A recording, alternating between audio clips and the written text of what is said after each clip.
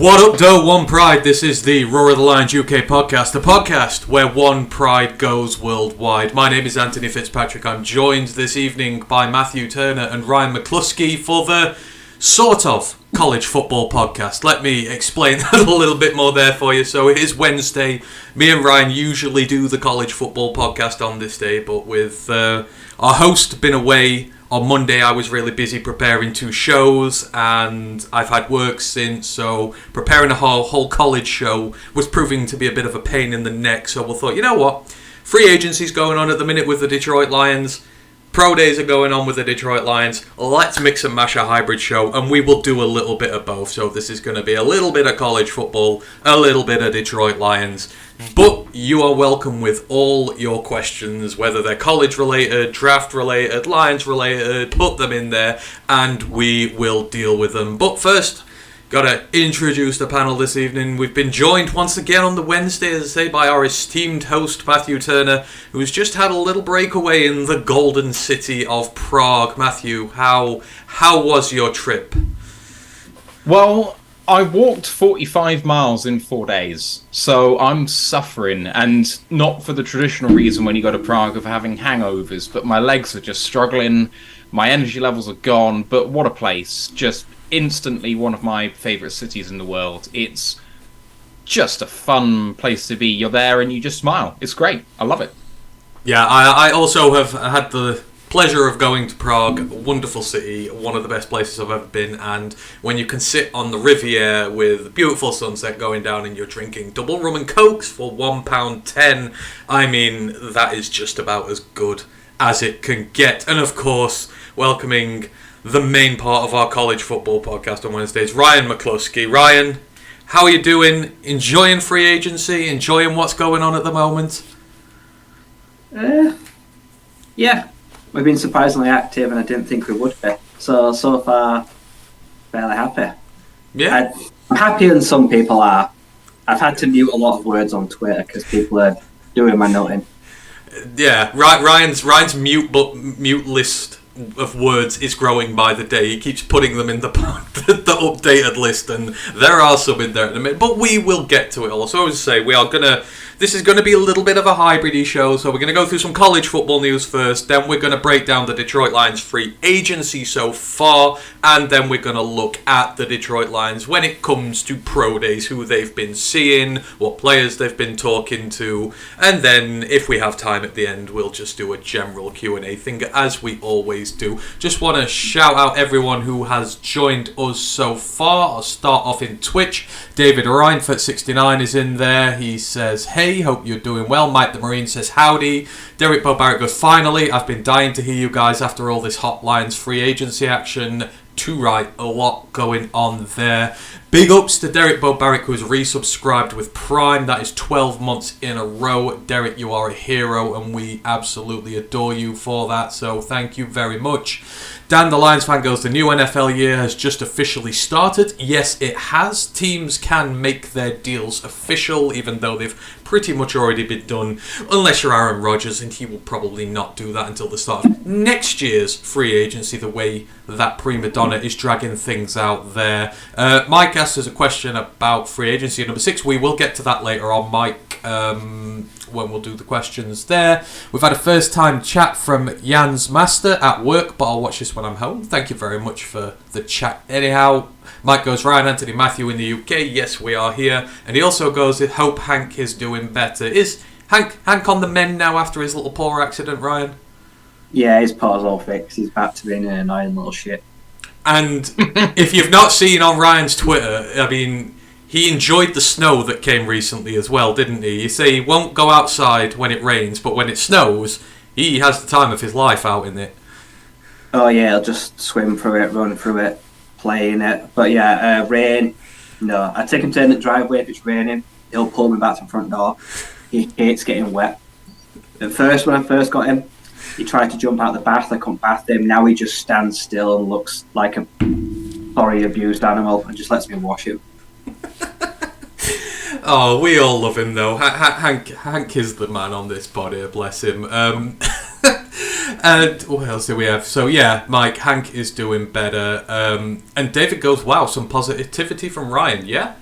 Not much chance of a Ryan's rant today, maybe, but overall quite positive. And then on YouTube, a load of people in the building. Our man Grandize is in there. Hope you are doing well. Grandizer Ken Stauder is off. It goes. Karen Rogers is off like a prom dress. Yes, hopefully soon he will be gone. Det Fan Man is in the building. Mile Marker is in the building. Perry Ball is in the building. He goes, "Hi Anthony, how are you doing today?" I'm doing very well, thank you. Doing well indeed. Kool-Aid Kid is in the building. Alan Dana's in the building. Geordie Manshard is in the building. Michael Luches is in the building as well. Dragon Fan Tim is in the building. So thank you all for joining us this evening. Right, just got to get the housekeeping out the way very quickly before we start this. So the Royal Lions UK Discord, if you want in on that, let us know. We will fire you across a link. Matt is in the socials tonight, been very active, so just ask him very nicely and he'll fire you a link over. The main podcast, Detroit Lions, on Monday. We had 2 streams. I myself did Free Agency Frenzy, covering the start of free agency, and then we did a review of the draft cornerbacks in the 2023 NFL draft upcoming. Please do go check those out if you haven't already. And this coming week we will be talking wide receivers, because don't they always get a debate going. Don't forget to like and sub to everything. We are 6 tiny clicks of the subscribe button away on YouTube from reaching our goal of 900 to start our giveaways for those of you who follow us. So if you know anyone who likes us, listens to us, but isn't subscribed yet, just give them a little nudge. 6 more clicks and we will make it there. And don't forget about Lions Nation Unite, the app run by Lions legend Herman Moore, made by content creators, Detroit Lions fans for Detroit Lions fans. You will find a lot of great podcasts on there. Right, let us get on with the show this evening. So we are going to do a little bit of college news first, because this is like the college football-y part of the show, and then we will get on to the Detroit Lions bits and pieces. So first up, and I was asked if I would mention this, so the Aer Lingus Classic, the college football game that opens up the season over in Ireland. It's becoming a newer and bigger tradition every year. We are getting the Navy Notre Dame game this season, or to open the 2023 college football season. I'm eagerly awaiting to see whether I've got tickets from the lottery in that. I believe Ryan is as well.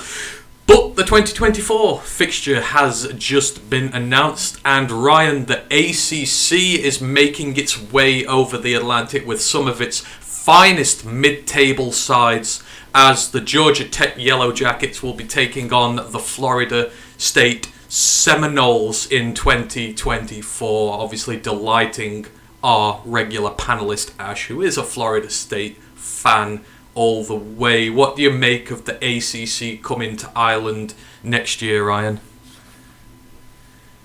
Why did they say Georgia Tech? They're just so bad. Florida State understands because they're a team with a big Floridan. Georgia Tech ain't bringing no fans to Dublin. I'll guarantee you that now. There won't be no ballot next year. I'll be able to buy 100 tickets in my own name. That won't tell very well, I guarantee you. Apart from FSU fans. Yeah, they've not exactly brought a marquee matchup that really does the ACC justice.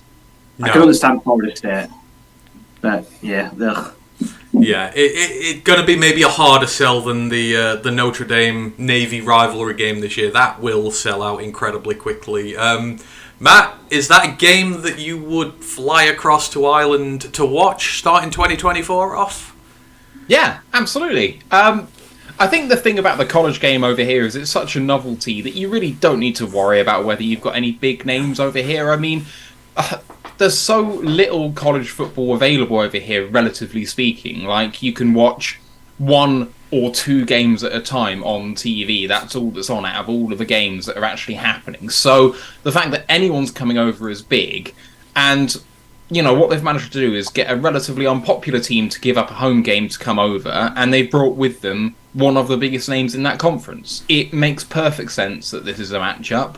It sucks that it's Georgia Tech, but it's like trying to get Green Bay over here. It just doesn't happen because they don't want to give up a home game. You know what I mean? So, like, you're going to convince Clemson to give up a home game? I just don't think it's going to happen. But Georgia Tech think they can build their brand over here by giving up a home game. So, perfect sense. I think it's going to put anyone off going. Yeah, it's been such a long time since college football has been, well, such a long time. How many college football games have there ever been this side of the Atlantic? Ever? Yeah, it's... They will sell out easily. Yeah, I agree, and they have a year to get better. Obviously, Florida State probably going to lose a lot of their talent to the draft next year, but you can usually genuinely rely on them to put a decent team out. So yeah, Florida State versus Georgia Tech is going to be the Island game in 2024. All right, moving on. Ryan, we were chatting probably about a month or so ago now, proposed rule changes from the committee regarding the college football game in regards to timings, downs, how the clock works, etc. Well, we told you the rules were going to be discussed, and some of the rules have been passed. So the committee announced only a few days, I think it was last Friday, that they had approved changes to the clock. So these changes are going to include no untimed downs at the end of the first and third quarter. There is going to be a ban on using consecutive timeouts, and the biggest change of the lot of them, the clock will no longer stop at all after first downs, except in the final 2 minutes of each half. So in college football, the minute you get a first down, the clock stops for a predetermined amount of time. That is gone. That is going away. You can't use consecutive timeouts, and there's no untimed downs at the end of the first and third quarter. What do you make, Rye, of the decision to pass those three? They're just going to lead to gamesmanship. This is not going to end well. Like I said, you're going to get teams and players, like, say, going out their way now to stop you getting to the ball, stop officials spotting the ball to waste time. They're going to be faking injuries, all sorts of bullshit. Now the clock will be stopping. And back-to-back timeouts, it makes no difference. Most icing the kicker never even works anyway. It hardly ever actually makes a kicker miss, so I don't see why you can stop someone using back-to-back timeouts if you've got them. Right? Just leave the rules as they are. It's weird. So no untimed. So no untimed downs at the end of the first and third quarter. So what happens if there's a penalty? I guess for penalties it sort of.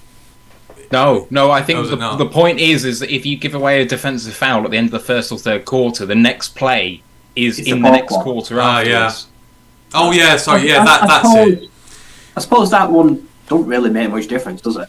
No, because you used to be able to get any time, is it? It's just you used to be able to get an extra play if it went down to 0, so that's gone. So yeah, I mean, I guess some of it's sensible, but yeah, I don't know about the others, Matt. I mean, you don't watch college much, but these rules are something that may come into effect the NFL.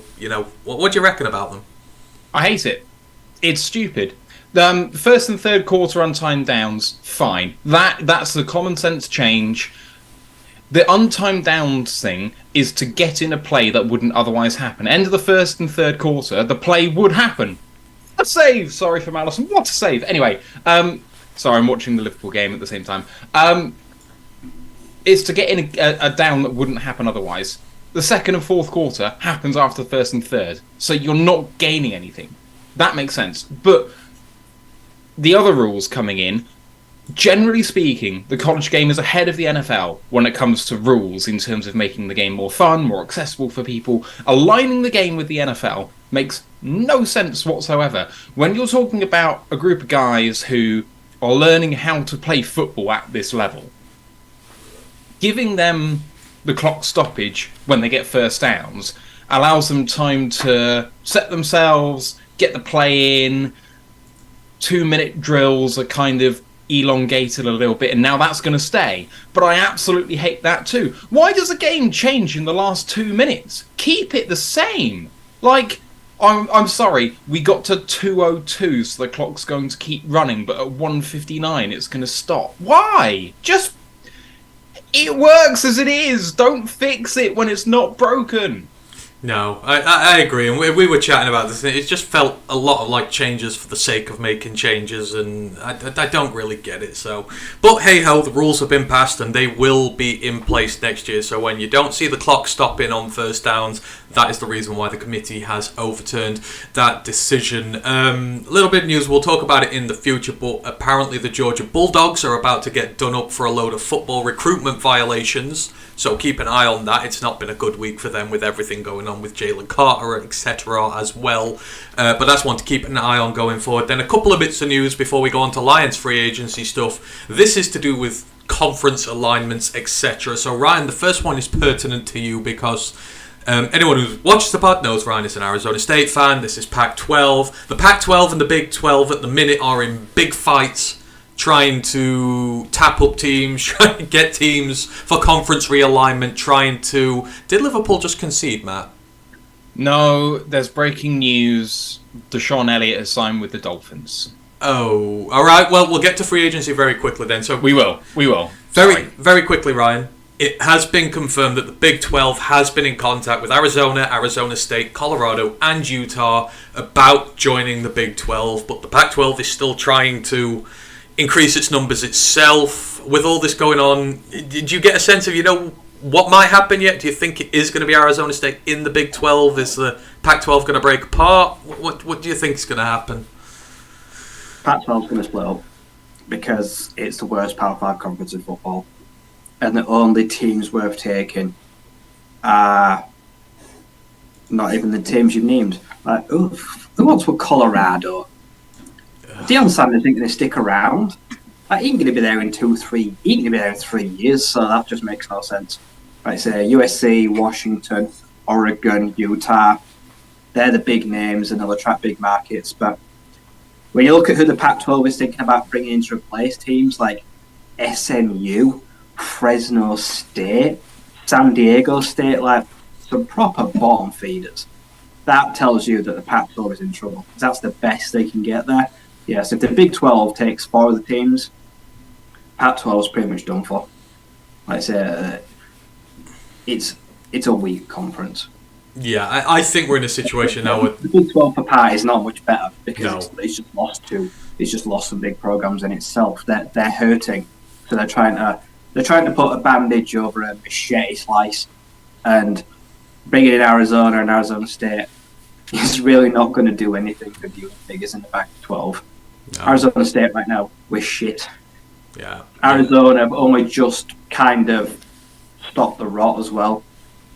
So yeah, Utah are a big name, but I think they'll get him eventually. But the future's not bright for the Pac-12, I don't think. No, and it's a shame because it has the potential to be one of the best conferences this season with the quarterbacks in there, some of the really good sides in there. I think it's going to be really fun, and like you say, it's going to slowly erode. Once USC and UCLA are gone, I think the Big 12 will get its way. Up to 3:15 to watch Arizona State games when they're in the Big 12. Yeah. I might be a little bit happier. Yeah. All the road games will be at normal times. There we go. So, silver linings and all with the Pac-12. My man Luke G is in the building. Some say that we look like brothers, but man, that guy looks a lot better than I do. I can only hope to look like Luke does. So, hope you are doing well there, Luke. The other bit of news, and Ryan dropped this in the other day, the SEC. So, beginning in 2025, when Texas and Oklahoma join, the SEC will move to a regular season schedule that will include 2 series each year against permanent opponents and 8 series against rotating opponents for 30 games. The SEC is also going to go to a single division. So Alabama, Georgia, LSU, all these teams, there's going to be no avoiding those 2 now. If you want to get to the SEC title game, you've got to go through Georgia or Alabama at this moment in time. I mean, what do you make of this, Rye? SEC going to one conference, rotating opponents. It's to be seen who is going to be like each other's rivalry games and that just yet. But this is bad news if you're one of the SEC West teams and you've now got to go for it in lieu of trying to avoid those 2 every year. Yeah, it's bad news for the SEC West, but I'm an advocate. No conference should have divisions. No. It should be one group, and the top 2 teams on winning percentage make the championship game. Just bundle everyone in together. Like I said, the SEC West and the Big Ten West are the 2 divisions that are in the most trouble in the Power 5 when they merge. Like I say, because Iowa, Purdue, Wisconsin are suddenly going to get thrown in, and as you mentioned, Ole Miss, LSU, Auburn, Vanderbilt getting thrown in with the other lot in the SEC when they merge.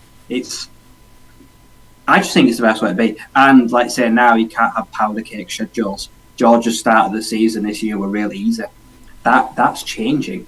They're going to make you have set conferences, set matchups, and contracts with now in-conference sides on a rotating basis.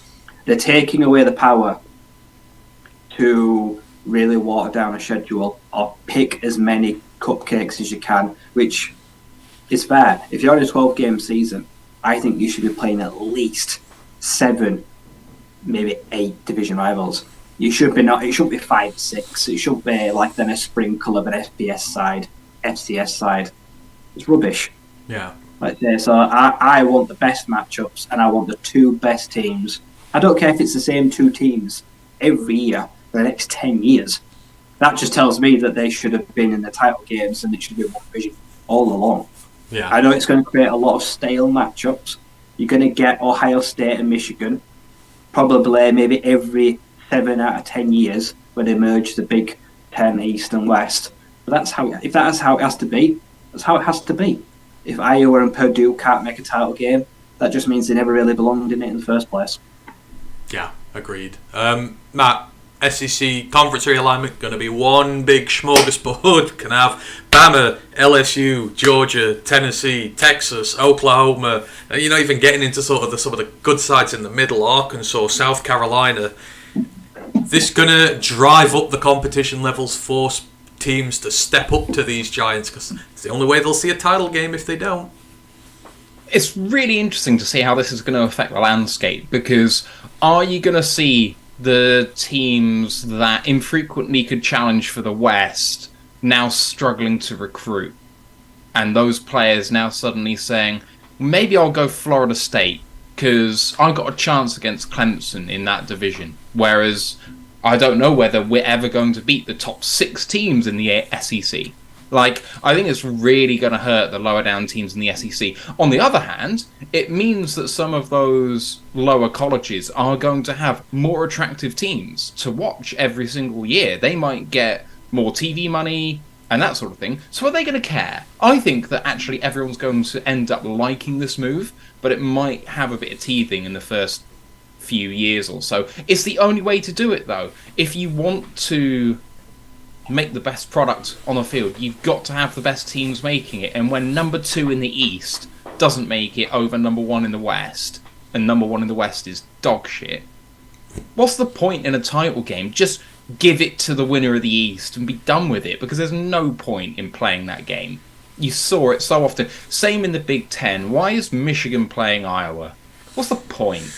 Just get on with this. There's a waste of a game. All it's doing is increasing the likelihood of a really good prospect getting injured for no reason. It's going to turn into a glorified bowl game. So let's make it as competitive as we can for as long as we can. It's an interesting point there, actually, about the recruitment. 'Cause like you say, they might not want to go there if you can't reach the playoffs, etc. But I guess if you are an aspiring D lineman and your stock is going up and you want to go, right, I will have tape on film against Bama, against Georgia, against LSU, against all these top-tier teams, which I can put top-tier tape out on, and my draft stock's going to go through the roof. I guess a lot of players will see it as a challenge, but you need to get good tape on for coming to the draft. So interesting, but I like it. I think it's going to. It's going to be an arms race to the top, and I think a lot of teams are going to take part, and I think it's going to be really fun. So, yeah, the SEC going to one conference, as most are expected to do eventually. Right, that is it for bits of the college world news that we've gone through, that we've kind of ignored these last few weeks because of the draft.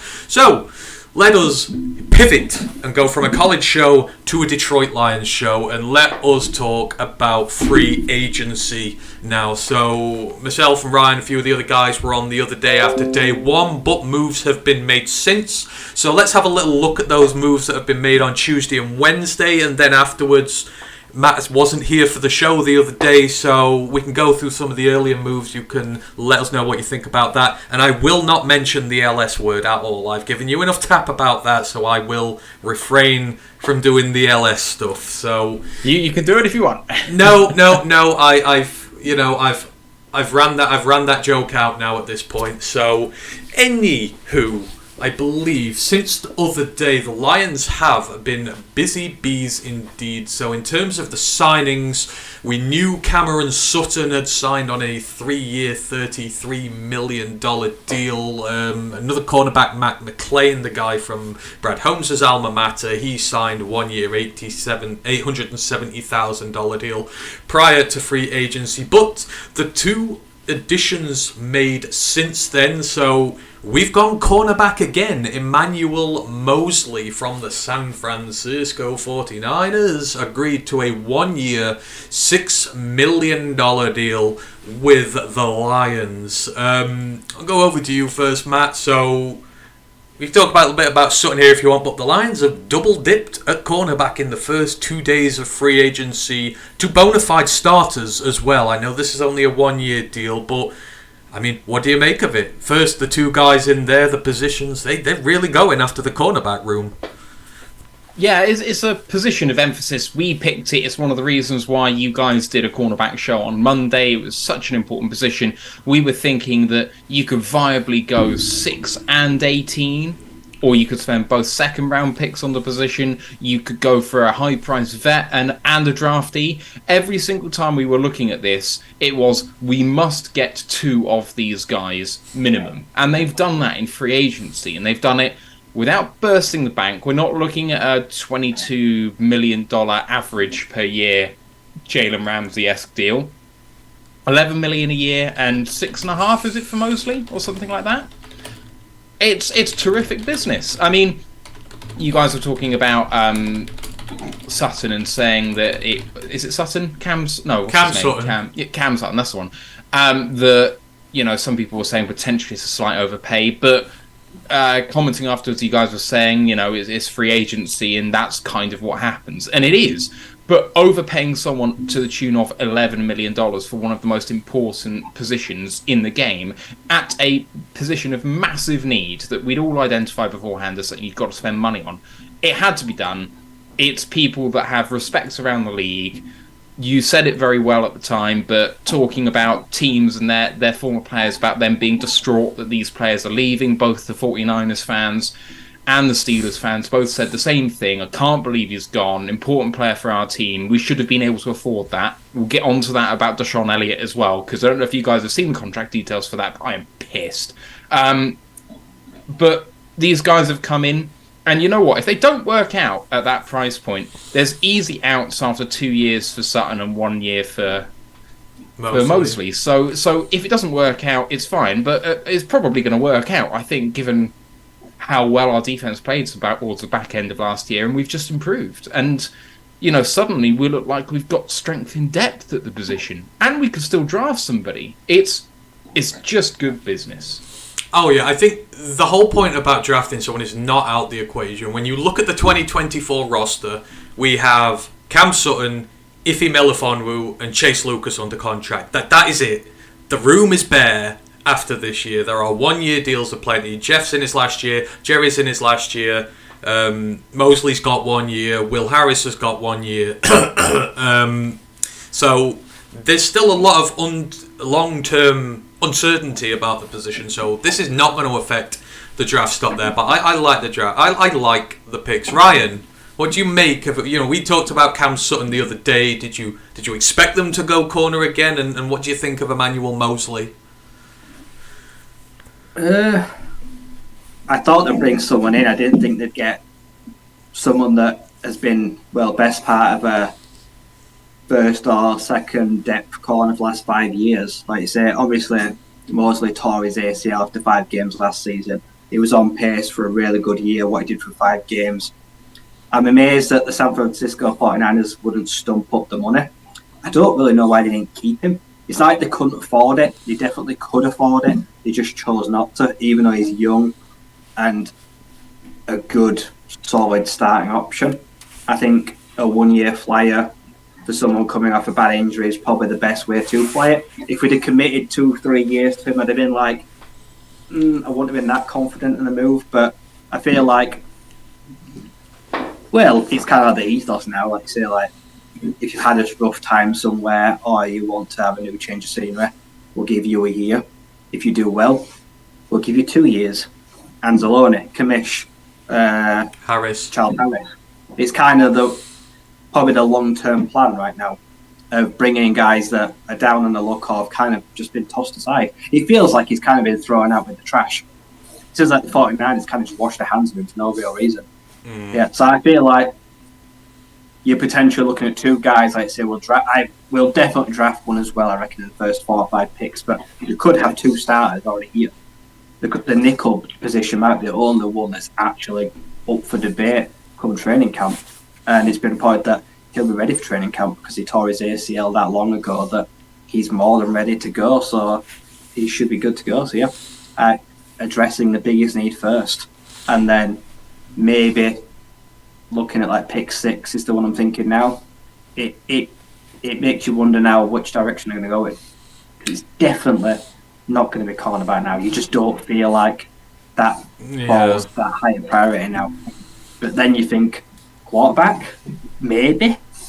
Running back, I don't know. The end, like I say, does this bring like say Tyree Wilson into play? Oh, I hope not. Miles Murphy, guys like that. They're probably going to be around that area now. Oh, I hope not Tyree Wilson. I hope the Cardinals stay stuck at 3 and pick him. You know, that'd be the gods like pray. That'd be the gods showing us the ultimate amount of like luck in the world. To be fair, but I think it's surprising that 1 year $6 million deal for Mosley for me could be, and I use the term here, a stonkingly good deal for the Lions. If he pans out how he should, that will be a stonkingly good deal. And we will be like, that is one of the best deals that's been done in a very long time. And with Cam Sutton, I don't think it's an overpay. I really don't. You look at the value for corners in the list, where he's at. I like the contract. I like them both. We needed corners. We went out and got them. One is going to be a partial long-term fixture here. The other one, as Ryan said, a flyer. We've landed on a lot of these flyers. So all it needs is him to have a good season. I think he will be back here. And as Ryan said, the 49ers have discarded him, like the Falcons discarded Commish last year. Commish has had a good year here. He didn't want to go anywhere else. He wanted back here. Dan Gamble wanted him back here. So I can foresee something happening again. But the corner room, for sure, looking a lot better. Jordy mentioned, so you've got Sutton, Mosley, Okudah and Jacobs now have a boot up their arse and like, right, you guys got to perform this year. And I know it's harsh on Jerry, but, you know, he does. He's in his last year. He's got to show he can be here in the future. If he can still make a comeback, Lucas is in there. I still think there's going to be 2 draft picks in that corner room as well. It could potentially be really good, really quick. So, yeah, kudos to Brad Holmes for those deals. And the other deal that he's made, this one happened last night, and now this one has generated a lot of discussion, and we've already been asked the question multiple times in the chat, so let's get to it. David Montgomery, running back for the used to be running back for the Chicago Bears.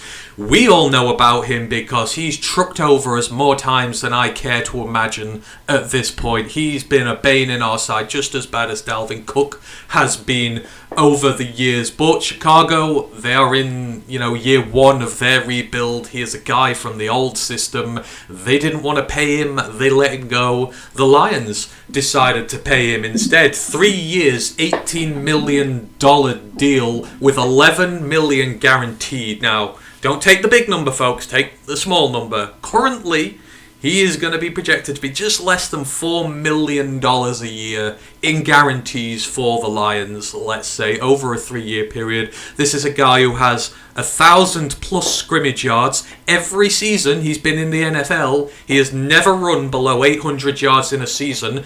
And people might go, well, that's not really great, but when you consider into the fact that he's been running behind that Chicago offensive line, which is absolute dog's dinner compared to what ours is, and the possibilities are endless here.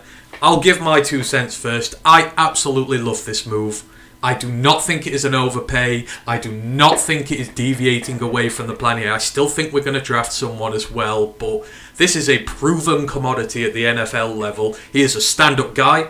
Everyone's upset Jamal might be going, but everything that Chicago Bears fans say about David Montgomery, he is a stand-up player, a stand-up man. guy that you want in the locker room. His production is there year after year after year. The injury availability, best ability is availability. He has it. For someone who's been used so much and carries so much and receives so much, he's been available. I love this move, and I think it makes us very dangerous. We have a bona fide running back threat in the room now. I'll start this one with you, Ryan, this time. David Montgomery, Lions have got him 3 years. What do you make of Brad Holmes' decision to go veteran at running back? See, I'm very much in the camp that I love Jamal, but I'm not giving him what he wants, because I'll tell you now, wherever he signs, he's asking for more than $6 million a year. I am sure of it. There's reports saying they're so far away in valuation. He is not returning. 100% he will not be a Lion. I just don't see how it's going to happen. I think David Montgomery is a better running back than Jamal in every asset. Like I say, he's just as strong. He captures the ball better. He's miles faster. Jamal Williams has got one gear. And I'm not bashing Jamal, but Jamal is not fast. He does not have home run. He does not have that home run strike. David Montgomery does. He does not go down. He can spin out. He's hard to tackle. He's a great receiver. Like I say, he's 25 as well. I didn't even realise that. He's been around forever, and he's still only like 18 months older than DeAndre Swift. He's 225 pounds. He's built like a truck. $6 million, like I say, best part of $4 million guaranteed a year for a guy that goes over at 800 clip a year.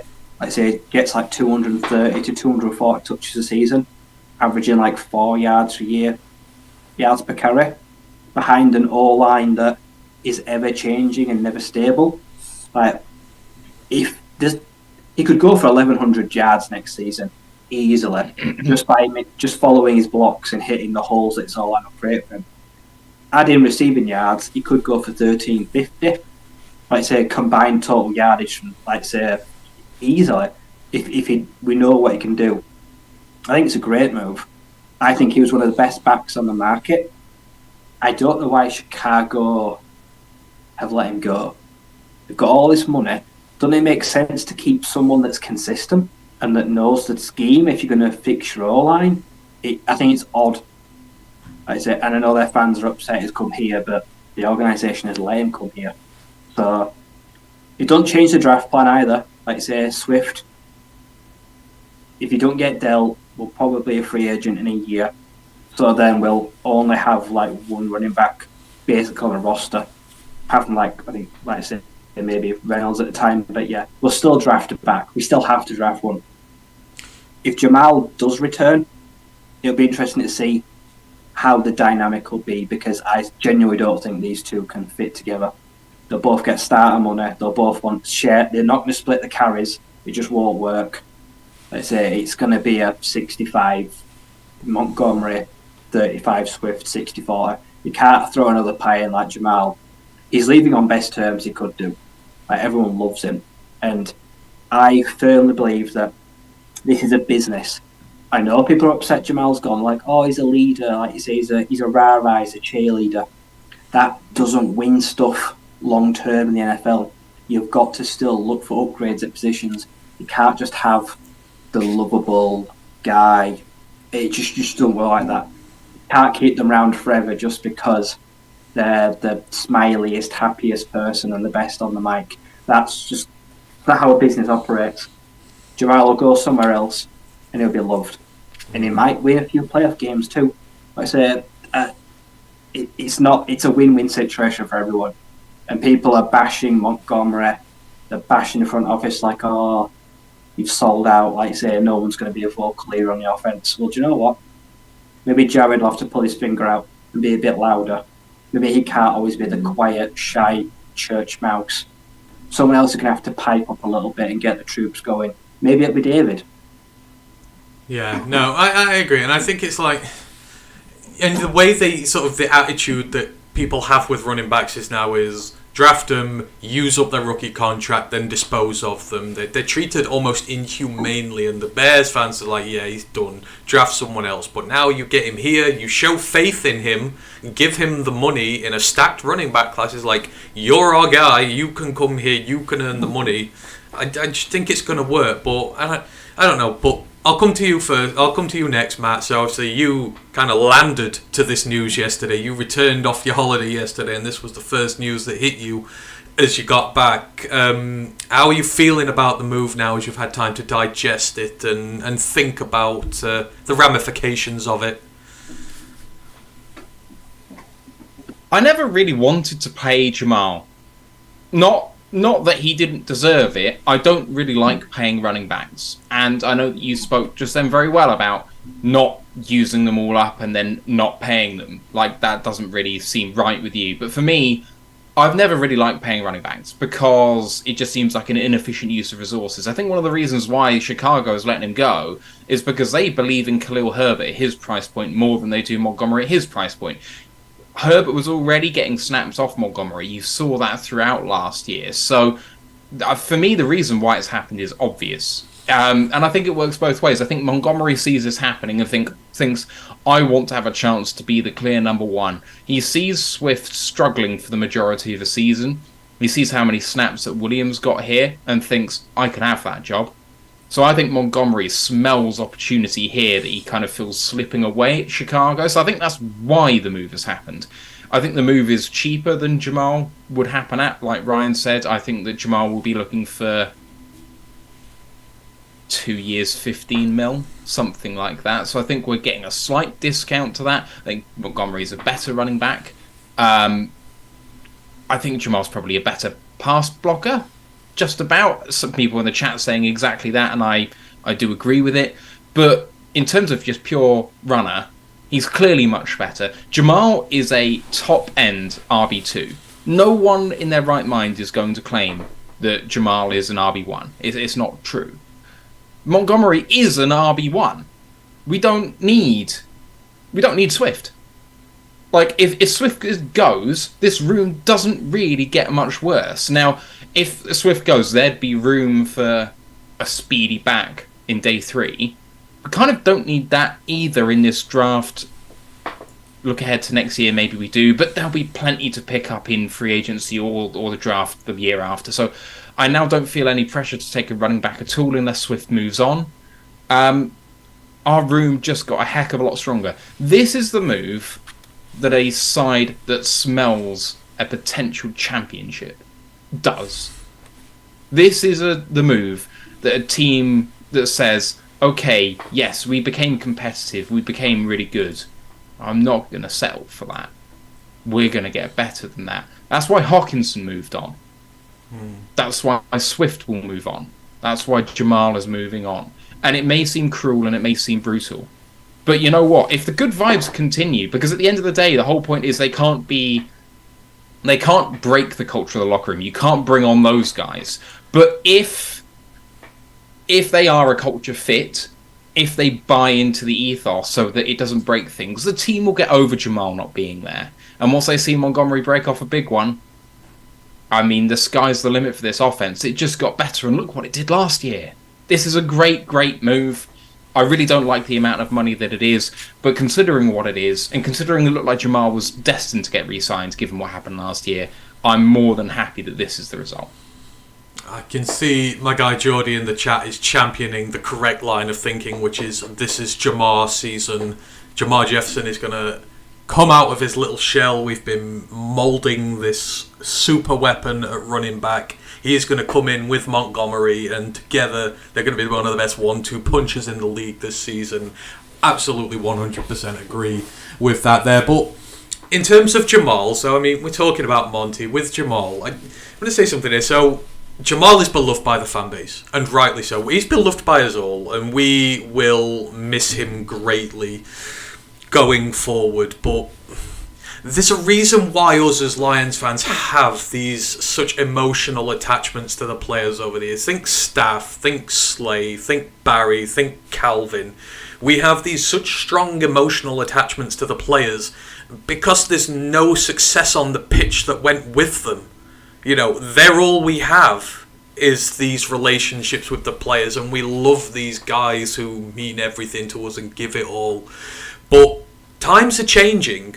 We've for years been on this. We've been under such inept ownership, and we've been going in the wrong direction. And we've kind of had to rely on having great players who we can get behind and support, and who are lovable to sort of make up for the lack of that success. Right now, under Brad Holmes, we are going to the playoffs. We are going to the postseason, where we have wanted to go for a very, very long time. But to get there, these decisions, these really hard decisions about players we know and love, are going to have to be made. As you two have both said, Jamal was not going to be here on a team that's going to the playoffs or the Super Bowl. It's just not going to happen. So Brad Holmes has to look at this and go, it's a decision we have to make. We have to get better at the running back position. David Montgomery is available. I'm sorry, Jamal. You've done everything for this franchise. You've done everything right, and it doesn't change any of that. But we have to keep getting better. And this is the price you pay for wanting to be a great football team. You are going to have to make sacrifices amongst players along the way that you don't like. And I think that's just what is happening here. We have a better football team going into next season now with this move.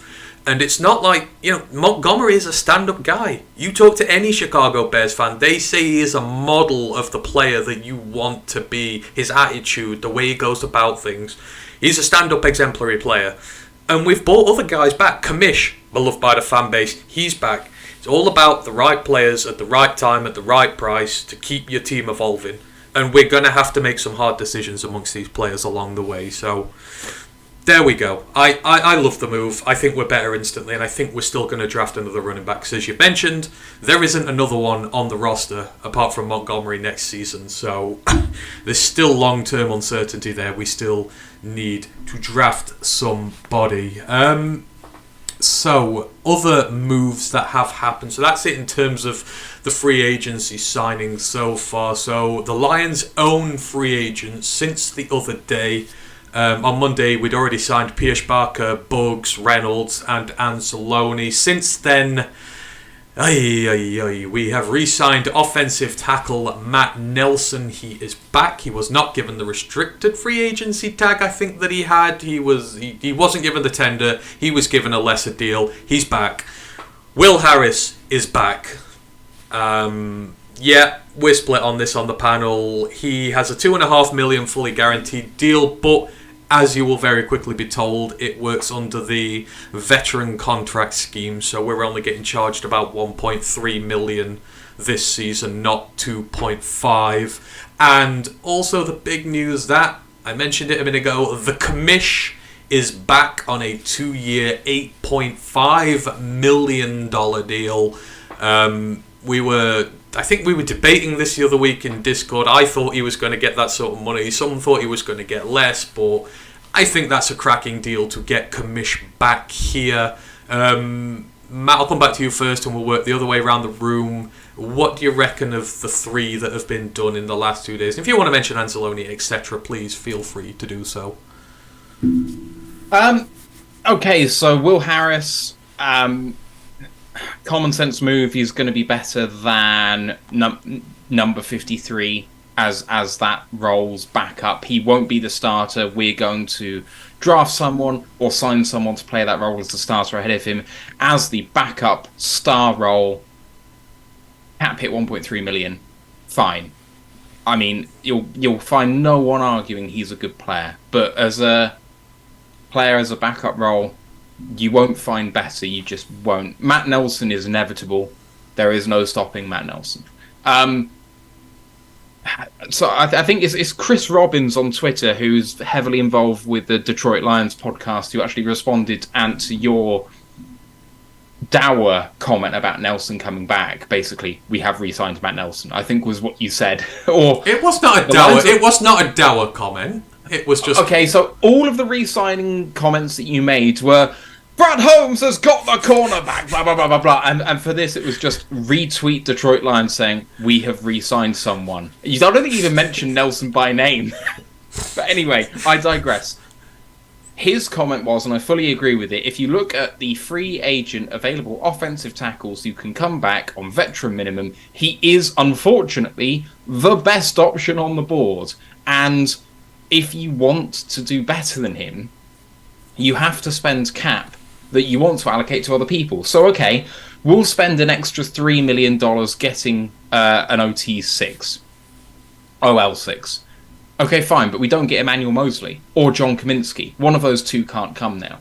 You know, that's the difference here. So Matt Nelson coming opens up other possibilities elsewhere. He's the best option at the right price, and it's just a shame that he's absolute shit.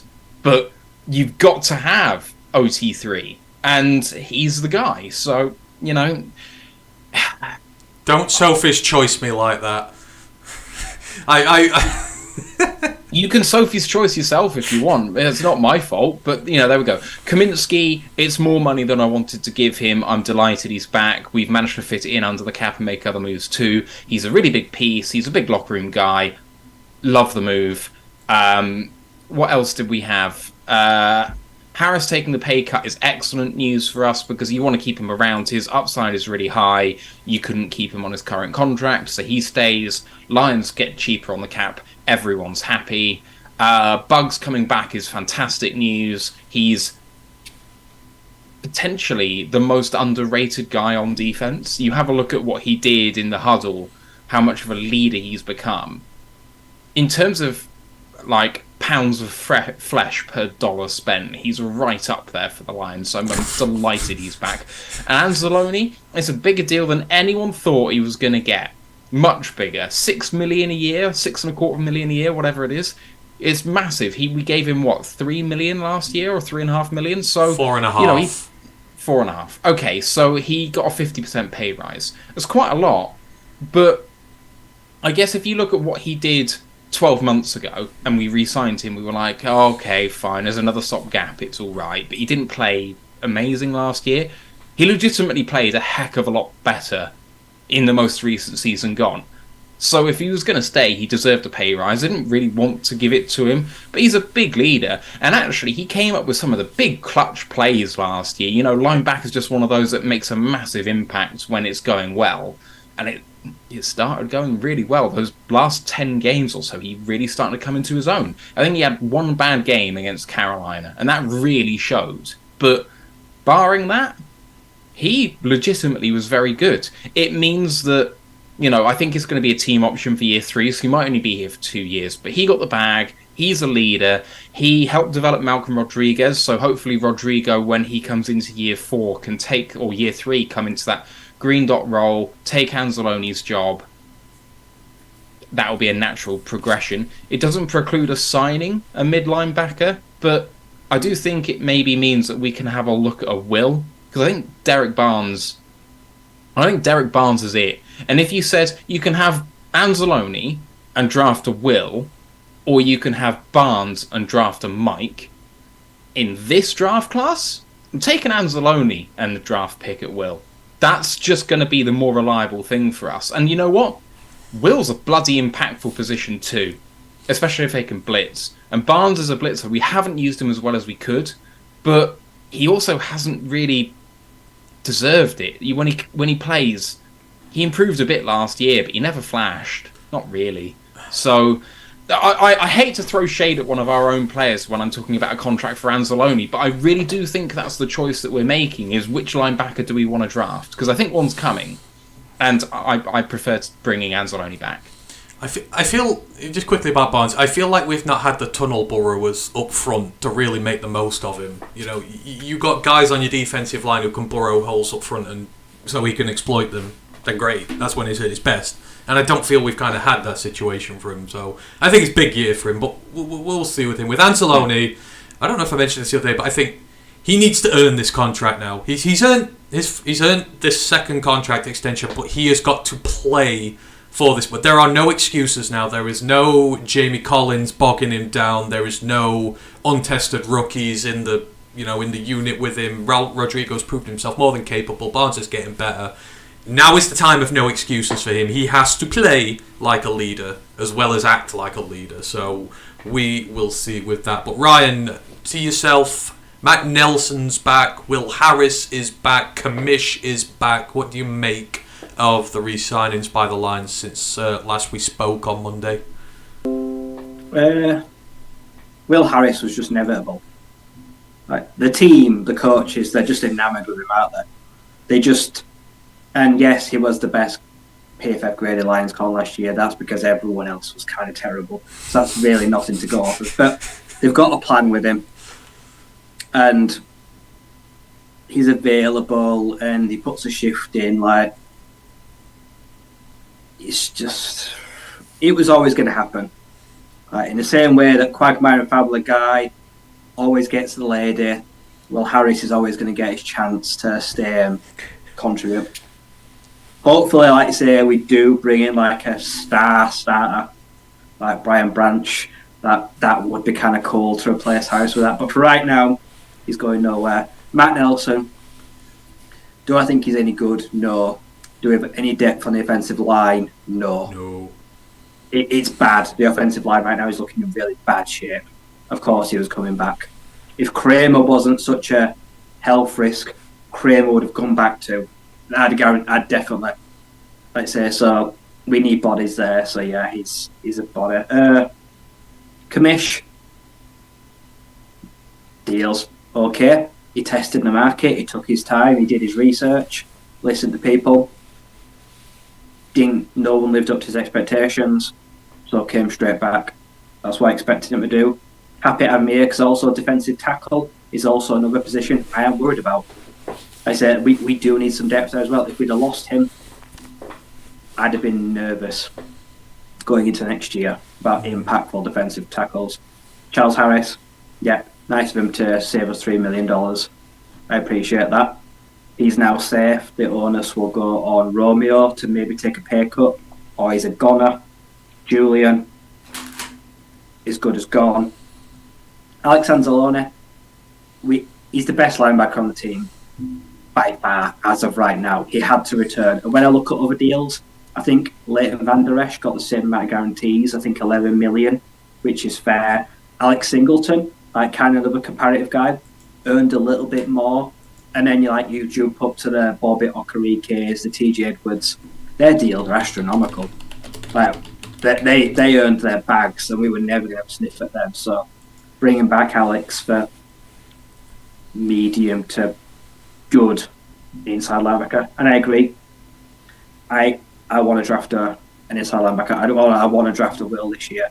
Someone to go with Malcolm. Someone like a Diabate, a Campbell, a Henley. Someone like that.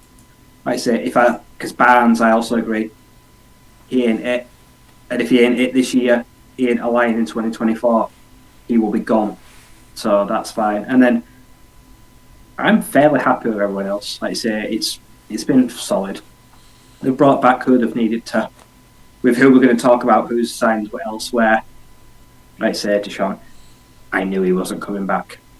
He's the kind of guy. He's the reason I don't get attached to players anymore, because he just used the Lions as a stepping stone. 100%. He never had any intentions to stay in Detroit long term. Everyone, I think, knew that. He's got, like I said, I bet the deal's not great, but... You say that. Okay, do you want to know how much it was? Have you seen how much it is? I've not. Go on. No. He was paid... Oh, where's it gone? 1.2 million. Right. So yeah, he never wanted to stay in Detroit because taking it elsewhere. I knew that's why I didn't. I knew he wasn't going to return. He's the kind of guy that will. Oh, sorry, 1.77. But same deal. We were all thinking he might get like 5 or 4. 1.77 is just nothing. I think they're going to go for safety in the draft. I do. I now, yeah. I'm not. Well, I am worried about Tracer. I know I see videos on Twitter that says Tracy's doing great and fine, but he still worries me because he's still prone to knocks and stuff like that. So I am going to draft a safety. Yeah. So yeah, but other than that, like I said, that leaves 2 high-profile names yet to decide. All the free agent wide receivers so far getting so Juju, Lazard, and Jacoby have all earned roughly $11 million a year. Does that mean Chark is going to have to lower his expectations? Is there a chance he stays now? He could stay in Detroit because the wide receiver market is not really good that right now. It's not hotting up like you might have thought it would have done. No, that's very true. I mean, so there's a few bits you guys have mentioned there. So first, Charles Harris. So anyone who doesn't know, he's taken the $3 million pay cut for next season. I really like this. I said on Twitter earlier why I really liked it. Respect begets respect. Charles Harris was on his way out of the NFL when the Detroit Lions gave him an opportunity to come here and resurrect his career. He took that opportunity in year one with us, played really well, led the line in absence of just about everybody else on there. He got his deal last season. He wanted to come back to Detroit. He could have got more money elsewhere. He came back. Injury banjaxed the second season. It was really sad. It's not really his fault. Injuries happen in the NFL. But you come to year 3 and everyone's going, oh, maybe he's a cap casualty. He's gone, is this? But he remembers the faith that the Detroit Lions put in him when no one else did. And I think for him to agree, look, yes, I've been injured, I've not been able to produce like what you paid me to do. I'm going to take this pay cut and I'm going to show you that I'm worth keeping around on this team. I think it is indicative that that's him respecting the organisation because the organisation respected him. This is the two-way level. This is what they talk about in a player-first organisation.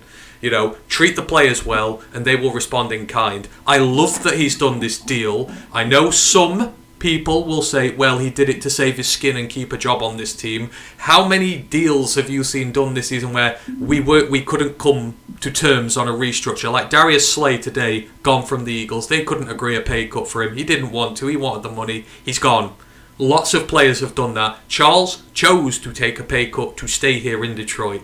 I love that. I think it's indicative of the new culture that's here. So I really like that. I hope he does it. I hope Romeo does it as well. Because you know what? Hutch, Houston, Romeo, Harris, all these guys here next season, Pascal, that's a scary edge room. Harris has shown he can do it in this league. Aquara's shown he can do it in this league. Those two are playing for their futures this year because it's the last of their deal. Houston, massive breakout last season. We could have a stupidly good edge room. So I want Romeo to do the same and show his commitment because the Lions have stuck by him as well, and they've paid him a lot of money to do nothing. So we will see, but I love the Harris move there. As for the O-line depth we mentioned with Nelson, I think offensive line's in top 3 needs in the draft now. I know there's a lot of guys in the chat talking about it, but I think offensive line's in the top 3. I just do. One, you need depth for the future. But it's not just, depth guys who you can keep as OT6s and guard 4s and stuff like that. These are the guys of the future who have starting potential in the NFL, ridiculously high ceilings, and are going to be there when we have to start paying everybody. So I think it's going to be a real big need for there now. Now, in terms of losses, in fact, let me just quickly check Eric's wonderful little list of everything, so I'm just making sure that I've not forgotten anybody at this point. I think that is it. So obviously we've just mentioned Deshaun Elliott is gone for very little money, so we've got Tracy back. I don't know, maybe Tracy's quicker than expected recovery from injury has expedited the decision on Elliott. It's like, well, we've got our vet, we'll go young again at safety. I don't know, but we'll see. So, a lot of moves done. Not many of the other guys have gone anywhere else so far. I don't think anyone else has signed anywhere to the best of my knowledge, which I am surprised about. But we were asked the question in the chat earlier. I can't remember who asked, but it stuck with me and I did want to ask it. With all these moves that Holmes has made, he has surprised a lot of people by the moves he's gone out and done. People thought we might be quiet, just re-signing our own guys, maybe a flyer here and there. But no, we've got Cam Sutton 3 years, we've got Emmanuel Mosley, I know it's only 1 year, but it's still a pretty good statement signing, that is. Monty for 3 years. Do we think that Brad has seen the window that we've all seen and has maybe slightly expedited this rebuild to push for the league now and really establish ourselves going forward? Because I think it feels like he is doing. This is an open question. Yeah, in short, yes. The Lions low-key believe, given how weak the NFC North is, that they could well be running the table in the NFC North, get to 11 or 12 wins by going 500 in the rest of the games, be the number 2 or number 3 seed in the NFC, and have a viable shot at making the championship game. The thing is, I don't think that he's actually done it by accelerating anything. At the end of the day, he's made common sense moves that are the best thing for the team, short and long term. Nothing he's done so far has risked the future of the team in any way, shape or form. They may have backloaded the deals very slightly more than they might have done otherwise, but it's a minor massaging of things. It's not, wholesale pushing everything into the future as much as possible. Yeah, okay, they restructured Tracy, which I ideally wouldn't have done, but okay, fine, I can live with that. It's not like they've restructured Goff. It's not like they've restructured Decker or Ragnow. And that may be to come if they really think they want to push it. This Lions team, if Goff plays like he did last year in the second half of the season, if this team, comes together like we did in that 8-2 run, and I mean, let's be frank, the Carolina game was awful. If they can get that sort of odd bad game out of their system, this team can be in the Super Bowl. It does not take much to look at the second half of last year to go through free agency well, to draft well, and having not really risked the future of the team, the window's open. We should be competing, and we should be expecting to compete. And while I've been saying all off-season, we got 3 wins 2 years in a row, 1 good year doesn't mean I'm expecting anything more. I'm starting to change my tune. And actually, you know what? If we're not 500 this year and we're not winning the division, something's gone seriously wrong. We should be winning this at a canter. And not by resting on our laurels or getting complacent. We've got to hold this team to account. We've got to live and breathe it. The fans have got to be in Ford Field, giving it everything. This team should be winning games, serious games against big teams in the conference. And you know what? I do not back us against the mighty, mighty teams in the AFC. But San Francisco don't have a quarterback, otherwise they'd fit in with that AFC crowd. Otherwise, the Eagles are getting shot to bits. Who else is good in the NFC? We might viably be the second best team in the NFC right now. I'd argue the Falcons have put in a claim with their free agency, but I know what you mean. Well, they don't have a quarterback either. Goff would start there in an instant. Yeah, no, that's very true. Very true. At the end of the day, personnel-wise, we may not be up there, but the system works for who we have. We have drafted and got free agents so well that fit like a glove in what we do that we are playing so much better than the sum of our parts. You've just got that in my head now. Like a glove. just completely in there. Ryan, what do you reckon, Roy? Is Brad Holmes maybe expediting this rebuilding process because he sees an opportunity for the North, given these moves he's made? Yeah, the landscape is changing. We've seen the Vikings going through not even a rebuild right now. It's a fucking tear it down. To get rid of Thielen, Harrison Smith, Dalvin Tomlinson, they could lose Cook, Madison. A lot of their high-profile guys, like they're literally going back to basics and saying, yeah, we're probably not going to be a shape to contend next year. Bears throw money around like they're 50 cent in a strip club. Like I say, they're just having fun with it. The Packers, well, yeah, losing their talisman. Like I say, right now we've got a chance to not even win the NFC North, to stomp it. We could win 12, 13 games next year. Things click. And these new guys starting well. And the ethos has always been like that. Let's give the young guys a chance now. But bringing in some veterans like Mosley and Sutton to contend with young guys and get that perfect blend of that little bit of we've been there, we've done it, we've worn the T-shirt. Mosley's played 5 years in San Fran, very experienced. Sutton is a stalwart in Pittsburgh. They've got a lot to offer to these younger guys. And we've still got, 8 draft picks? We're still going to bring in loads of young blood. Yeah, we're going from the second youngest team in the NFL to, we're probably going to be the 4th or 5th this year. Probably going to get a little bit older, but we're also going to get a little bit wiser. And as you mentioned that, away, the road schedule will be difficult, but at home, we've got a real chance to make Ford Field a fortress this year. we can merely make teams suffer. So I agree. If we didn't win more than 10 games, I feel like we've missed a shot. We've really kind of shot ourselves in the foot this year. There's a chance to. Do I think we're going to make the Super Bowl? No. Could we win 2 playoff games? Yep. Absolutely. I don't see why not. And I feel like that has got to be the kind of sole focus this year, is win a playoff game.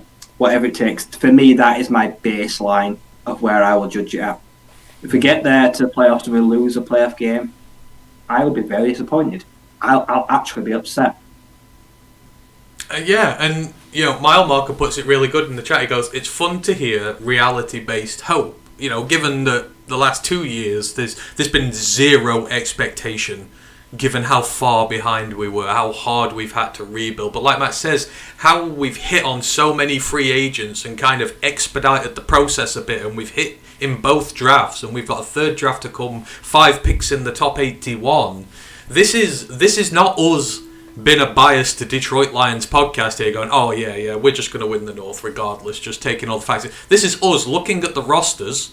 You've said the Minnesota Vikings tearing it down. The Packers being held hostage by the quarterback. They can't make no moves at the moment. And then you've got the Bears, and I mean, the Bears have made some baffling decisions in free agency, as in they've paid 2 massive contracts out, 2 linebacker, which, me, that's like a wet dream for me. I'd do that, but most sensible people would not. You don't pay that. They've got no defensive, offensive linemen, really. They got 1 guard. They paid him $30 million, but outside of that, this is us realistically looking at this division going, it's ours to win. We are the young ascending team. None of the other 3 can claim to be that. They're either middling vet teams that are just stuck in stagnation, or they're regressing. So, absolutely 100%. This is reality-based hope. 100% there. Question from Depp Fanman. So, he says, if we don't replace Deshaun, we're not going to replace Deshaun, could that be a sign we're going to try a CUDA at strong safety, especially given how many corners we're putting there? Ryan is shaking his head. I will go to him first for his justification. You don't think they're going to try him at safety? Nope. If they're going to move in, they moved in last year. And when it was asked last year, Jeff, before last season, are you going to move positions? Adamant was like, no, we won't. And the coaching staff has not really changed in the secondary. I don't think that will change.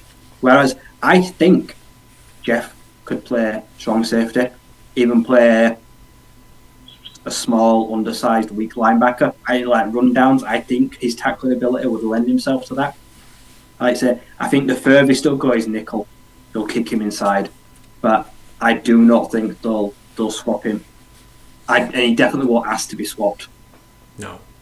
Matt, do you have any conflicting opinion, or do you agree? With the signings we've made at corner, Jeff Okudah is not a starting cornerback for the Detroit Lions. That is where we are right now. Jeff Okudah is CB3. And he might not be CB3, he might be CB4. Because Jerry Jacobs, when all of this kicked off, I had over him. So he's CB4 now. If he wants to play for this team, he's got to find his role. I don't know whether he'll ask to be moved. I didn't think he would ask to be moved, like Ryan said. But Jeff's a smart guy. If there's nothing else said about him, it's that he's cerebral, he thinks about what he's doing, he's very smart. I definitely think he will consider asking for that move. Because the circumstances have changed. And it might just be nickel. It could be the star role. He could be the starting star as opposed to Will Harris playing that role. He's played that role before. He did kick inside for a game or 2, and he played very well there. It's going to suit him down to the ground. Now, it might cap his future earnings at a certain level. One might say instead of... if he was a free agent right now, Okudah would be getting $2.5-3 million on the open market. If he kicks inside and plays well, if he can play as well as he did inside last season, doing it again this time, he could get 10. Okay, fine, you're not going to get $25 million a year as the leading outside corner, but time for a reality check, mate. You ain't getting there. And, if things go well, we ain't giving you a chance. Sorry, you've got starters above you now. So I think the team will consider it. When he was cornerback 1 or 2 in their eyes, there was no option to move him because who else are you replacing him with? Now there's a choice. And I think they'll consider it. Okay, so 1 maybe, 1 no. It'd be very interesting. I think I'll answer that question when the draft is done. If they draft another guy, then I would say no. They're probably going to rebuild at the position around Tracy and Kirby. So we'll have to see with that. Grandizer asks what to expect from Deshaun Elliott with the Dolphins. Well, his ass is going to have to improve real quickly because, their quarterback room is elite. So you're an opposition quarterback, you're going to be targeting the Dolphins safeties next year. So he's going to be under a lot of pressure on that team. The Dolphins are going to be expected to make moves. So I don't know. I feel like he might get picked on a little bit next year. And that's not me being a naysayer because he's left us, but he did have his issues this year. He was good, but he did have his issues as well. And he's on a team that is going to want to get to the playoffs and has a star-studded secondary. So he's going to have to improve real quick. Where was the other question I wanted to quickly mention? Dragon fan Tim goes, I was gone for a bit. Do you think Slay will return? Obviously, Darius Slay has been let go from the Eagles. That $17 million base contract you'd have had to pay if you traded for him is null and void. So we've already signed 2 guys, but I guess quick answer from you both. Do you think he comes back? Could offer Slay $50 million. He won't come back to Detroit. He's done in Detroit. We've nothing to offer him. He wants to win. He's got millions in the bank. I just can't see it. Matt? I think he'd consider it, but with what money for us? Okay, people in the chat have been saying, yeah, the Lions have still got loads of cap space and we've got this that we can maneuver with. But it's okay, none of the... I don't really know. I haven't really looked into it too much. But, just even accepting that Slade should be expecting to get paid exactly what he got paid at Philly. People didn't want to stump up the trade capital as well as the contract, but they'll stump up the contract. He'll get $18 million per for 2 years. We ain't paying it. No chance. And if we are, I can see us offering him a deal 1 year, $5-6 million, nostalgia's sake. He would be the best corner on this team if he came, and it'd be a great story. He wouldn't be part of the future of this team. But so in terms of wanting a title, you've got to look at this logically and say, okay, fine, what AFC teams, because you probably go to an AFC team or the leading NFC teams. Can San Francisco afford him? I don't think so. Okay, what AFC teams can afford him? I think they're all up against the cap. Bills, I think, are struggling, especially with Jordan Poyer returning. I think that Miami are struggling against the cap. I think that... Who else is in that mix? The Chargers have spent a lot of money in free agency. Bengals? There's not... Sorry? Bengals. They've got to play. Bengals. But Burrow's due a deal, isn't it? Burrow's getting paid next year. The thing is, I am struggling to think of many places that make sense for him at the price point he'll be looking at. Whereas he could look at Detroit and think, if he thinks like we do, second best team out there, and it's a different culture now, and actually, I think he'd love playing for Dan Campbell and Aaron Glenn, don't you? His personality fits them like a glove. So, I can't see it happening. I don't see how we can make the finances work, but in my bones, I feel like it's a really good fit again. So, no, but not closing the door entirely. Well, all right, let's flip the question. Would you welcome him back? Yes. Oh, yeah. Okay. I'm just checking, because say no with the deal, that's fine. But is there a level to it? I would pay good money. I will pay good money to see this again. He doesn't have a ring, does he? So there is every opportunity he could go and ring chase for a cheaper deal. I mean, obviously that is not us, but I think he might go and ring chase for a cheaper deal. If the Bills want him. For the right team, he will lower his demands. I mean, what if you put him? What if you put him opposite Tre'Davious White at the Bills? I know they've got Kair Elam in there, but that's an upgrade for them, and they're a team ready to go if they can get it together on offense. So I don't know. I think Buffalo might be a fit for him. I don't know. We'll see with that one. I knew there's something I missed that I wanted to mention earlier, but Kool-Aid Kid did put a message in earlier that he had gone for a while. He'd gone out to buy flowers for his wife for her birthday. So happy birthday to your wife, Kool-Aid Kid. Hope she has a great day there. If you've got any other questions about the Lions and free agency and you want to drop them in before we flip to pro days and draft related questions, then please do put them in there now. Just to kind of round off this stuff with free agency and whatnot, with all that's happened so far, do you expect much else to happen in free agency that doesn't involve our own guys? I will say, we thought we might be done with Sutton, then we got a second corner, we thought we might be done again, and then we got the running back. What do you think? Do you think Brad has more moves to make yet outside of our own free agents?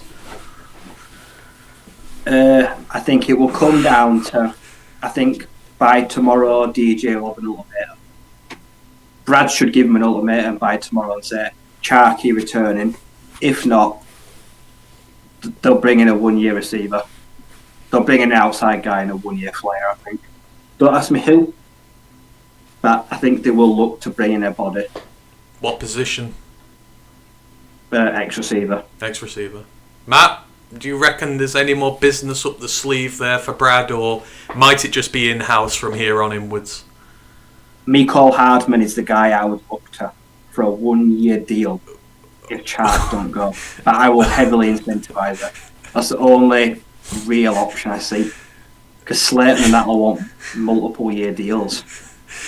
I'm going to go ahead and say Matt didn't agree with that one. I could be wrong, but putting a noose round his neck would indicate that he didn't. So he's got the trait of DJ has of speed. He can take the roof off a defence. Hey, at least we've not paid Alan Lazard £44. We've already got our own Mecole Hardman. We've got Mecole Hardman. It's called Khalif Raymond. And Raymond is better. Oh, 44 million for Alan Lazard. Oh my God. Yeah, it's a joke. So yeah, question, Matt. Is he going to do any more? He will do more if the right situation brings itself forward. He didn't need to go and get a second cornerback. You can't pass up Mosley for $6.5 million. He's going to put feelers out there and see who bites. And I don't think he's going to care how much it is.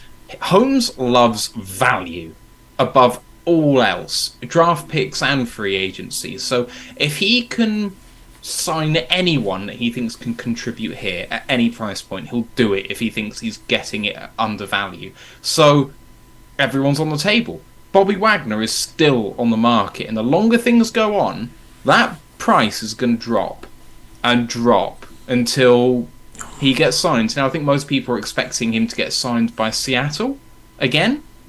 I've heard that rumoured a lot, but he hasn't done it yet. It would have happened by now, I think, if their reunion was on the cards. Didn't they finish on bad terms, though? I want to feel like he felt slighted by them when they didn't re-sign him. I don't think so, but I'm not sure. But anyway, I'm just having a look at who else is available at the moment. Would you trade for anyone? So, AJ Hamler, Cortland Sutton, Jerry Jeudy. So Cortland Sutton is someone I wanted to bring up. He is your prototypical ex-receiver. He has done it. He's been there and done it. Now, injury issues are there, but he is a better form of DJ Chark. He's basically exactly the same player. Similar build, similar speed, but he's been a bit more reliable. Second round pick? Do you think he'll be a high day 2 pick? If Brad Holmes starts giving up draft capital for players, then I will believe that he's all in.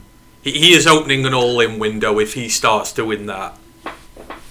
I feel. I think if I owned the last pick in the first round, Cortland Sutton would be dealt for that pick.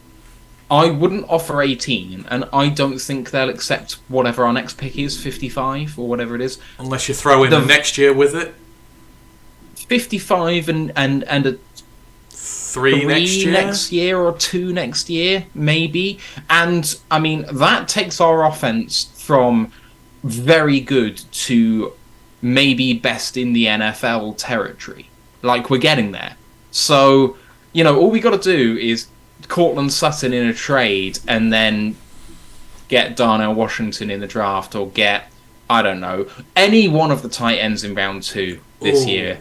It'd be really good. I think it'd be really that good. would be interesting. I don't know. I mean, I put it in the chat. You guys are in the chat, all of you. Would you start trading picks for players now and just go, screw it, we are going for it? I'm interested to see what people say.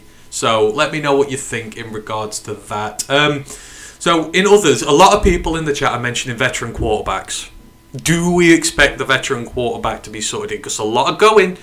Jimmy Garoppolo, I mean, he's not really a vet, we were going to, but Garoppolo's going to be the Raiders starter. Sam Darnold is gone. The Washington, who the hell did Washington just sign? They got Jacoby Brissett. Jacoby Brissett, he's gone. I know someone mentioned Gardner Minshew. Do we expect to sort out backup quarterback in free agency that's not Nate Sudfeld? Well, Yes. we should have got Nick Mullins. He re-signed Minnesota today for 2 years, $4 million. $2 million guaranteed. I think he'd have been the perfect backup. There's reports of a lot of people are asking Chad Henne that retired last year. Why do I feel like Detroit is probably one of the teams that might have reached out to him to be the backup? It would not surprise me. We do need a backup quarterback. So responses to that, would you give up trade capital for players now, include no, not yet, maybe next season, no, maybe for a young guy, but no, please no, nopers. I'm sensing a theme there that the people are not ready just yet to start trading picks for players. But why? So Why would you rather draft a receiver that could totally bust with a second round pick instead of maybe get Colton Sutton? well, What's the difference? so one did mention young players, so we'll have to be. I don't know. I think people would rather give up picks for players when they know they're 2 or 3 players away from competing. But I mean, when is that? When do you know you're 2 or 3 players away? The NFL's such a changing league. You just don't know. So, I mean, me, if it's the right player, I would trade now and I would do some business if I was going to shore up. But it would have to be the right value. And I don't think Brad's going to do it this year. I think this is the last year he'll show restraint with his draft picks, and I think next year onwards we'll start seeing the freewheeling LA guy reappear out of his shell. No, we're still a rebuilding team. No, I think that is indicatively a no. Right, I don't think I've missed... Sorry, go on, Matt. So just on backup quarterback, it has to be sorted in free agency. We must get one. There is no choice. We're not running with a draft pick at QB2 unless it's a really high guy, but we're going to start Goff. I don't know whether it will happen. There's a lot of choice in free agent quarterbacks.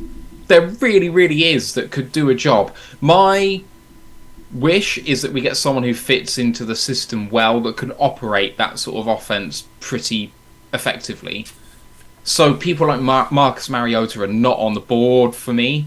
He can't operate this offense. But Teddy Bridgewater can. Short, passer, accurate, in stride, no frills sort of guy. He's just going to step in and do well straight away. He'd be at the more expensive end, though, of what I'd like, unfortunately. I don't really want Drew Lock. He'd struggle a bit more operating this offense, but he'd offer a bit more deep, which might be really good for JMO. So maybe could bring another dimension to the offense, and he'd still come relatively cheaply. Walker. Gardner PJ Minshew? Walker. Minshew is up there. Minshew would probably come at the cheaper level. I don't think that he would command more than $2 million a year. No. Cooper Rush is the one that people have asked for a lot. He's had one half of one good season, not even that. And I just don't buy him as a quarterback that can really do a job over a period of time. Now, if we could get him at vet minimum, I'd be tempted. But there's a lot of choice out there. There really is. Let's just find one of them. I mean, is there a quarterback out there who's a proper vet who wouldn't mind being a backup for a year to, train you on practice teams and be able to do a job if required? I mean, there's people out there who just can't retire for whatever reason. Like, I don't know, Matt Ryan. Like, I don't think he'd come here for $2 million. But if he couldn't bear retiring, can you think of someone better in terms of the practice team? Matt next year anyway. He can come for free. Yeah, Ryan made a very good point earlier. I ain't messing with Matt Ryan's agent because he just seems to deal in fleecing the fuck out of teams. So Yeah, no, I am not going near Matt Ryan's agent. Thank you. Jordy goes Joe Flacco. Oh no, is he still playing? He's got to be done by now, surely. No, he was back up at the Jets last year. Oh God, no, it's just a smorgasbord. I think we're going to get somebody, and then we're going to draft somebody, preferably day 3. We're going to talk about that. There's a few guys in the XFL that could be a backup in the NFL. Oh God, when's what's his face going to be back? Jordan Teamo will be back soon. Teamo and Derek King are both unbeaten on the DC Defenders. Teamo did play for us. Derek King has been in the NFL. Like I say, there's Brandon Silvers, AJ McCarron. Yeah. Like he'll probably be back at some point. Yeah. God knows why, but. Right, so to finish the free agency chatter before we go on, before we talk about draft, before we finish the show. So, Mike the Marine asks us, question: free agency safety, Taylor Rapp or Keanu Neal? Who would you rather have? Oh, Rapp. Matt? Rapp's a thumper. He puts himself in bad positions, but he's a thumper and makes players. And he's young. He's only like 25. Agree. Okay, there you go, Mike. That is, I mean, I don't know. I've always been. Brad Holmes drafted him. Right?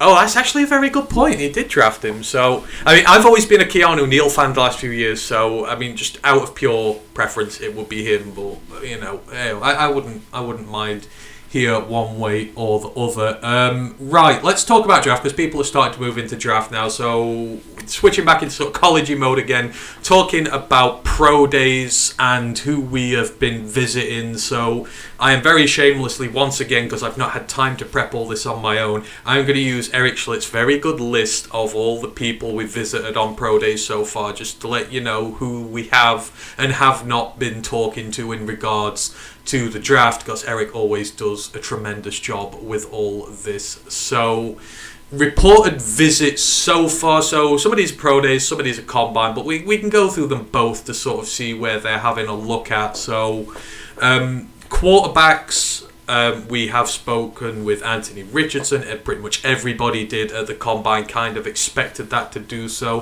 Aiden O'Connell, the Purdue quarterback, whom I love to death, we interviewed him at his pro day with Purdue the other week.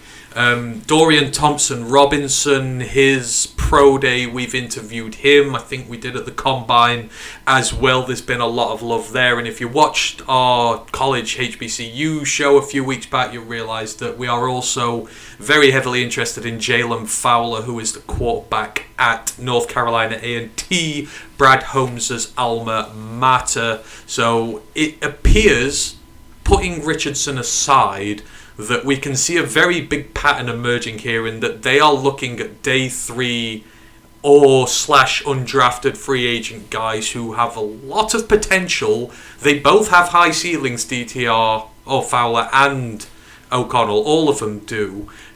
Do we think... I think this is where they're going to go. I think you're going to hear a quarterback's name called day 3 or be a priority free agent for the Lions. Would you agree, given who that they are looking at the quarterback position, Rye? I think it's two different ends of the spectrum. If the right guy falls to 6, I think we take a quarterback. I'm convinced of it now as addressing the corner. If we don't take one at 6, we don't take one until round 6. Like DTR. Dorian Thompson-Robinson's grown a lot of people. He's a true dual threat nature. He can throw on the run. He can do design runs. He's led a very powerful offense at UCLA. He's gathering a lot of admirers. He might even go a little bit earlier. He might even have to go around 4 or 5, which is where I don't want to stump up for a backup. But I can see this team rolling with a rookie backup QB this year, whether it's day 1 or day 3. I think that's kind of where we are now. I don't know, Matt, what do you make about it? They are looking very highly at guys who are going to be day 3 or are going to be priority free agents outside of Anthony Richardson. Do you kind of agree with Rye if the right guy falls, or if not, it will be a day 3 guy to be QB3 and develop long term, hope they land on him? Every single year, they have done their research on the quarterbacks. Because if you hit on one, that's the ball game. You know, that's everything. And they know that you can get guys in day 3. It's happened infrequently, but it's happened. So they always do their research. I don't think their research doing at the moment really indicates what they're thinking at all. But I got to think that they're seriously considering it now, to be quite honest. Like, I completely agree with Ryan, in short. At 6, I think it's quarterback if someone falls. I don't think anyone will fall. I think 4 in the first 5 is a lock now. And I think they're perfectly happy to draft someone in day 3. I don't think a day 2 quarterback's an option. I don't see them going for Hendon Hooker, Tanner McKee, Jaron Hall. They ain't going to be the guys. But can I see them going Dorian Thompson-Robinson, Aidan O'Connell, if it's late, Malik Cunningham as a priority UDFA, maybe. Anyone who's a priority UDFA is going to be on the board if we haven't done it in the draft. But I just got to think that Aidan O'Connell and Dorian Thompson-Robinson are going to be those guys. The thing is about quarterback 3, they don't have to fit into your system because they ain't going to play. And so that's why DTR's on the board. Otherwise, Aidan would be, much more preferable. But Stetson Bennett could be one of those guys, because the thing is, even though he hasn't exactly enamored himself in this off-season cycle, he's someone who can operate the Goff offense. Like, if we decided not to get a vet guy, he'd be right up there for me as someone who could be QB2, because he could come in and do everything Goff does. He's got those throws. He can't really throw the deep ball, but he can be the leader, and he can do the short passes, so there's plenty of choice out there. There's no need to reach for a quarterback in this draft, because there's plenty of good guys. Late Clayton Tune could be someone who's an option. Yeah, I definitely think day 3. Yeah, I'm almost certain now. I think we're going to get a backup quarterback in free agency, and I think we are going to get a guy in day 3 of the draft who we have hopes can be a quality backup in the long-term future, because you need a quality backup in the NFL, and if you can train a guy out of free agents, out of the draft, and get him yourself, you got him on a rookie deal, it just makes life so much easier for you. So I think that is the way we're going to go. Carlton Wood mentions Jake Hayner. Hayner's in the conversation. Absolutely. Fatman goes, we need a Turner's Take video on our cap situation. We've got Ryan's rants. We're getting Turner's Takes.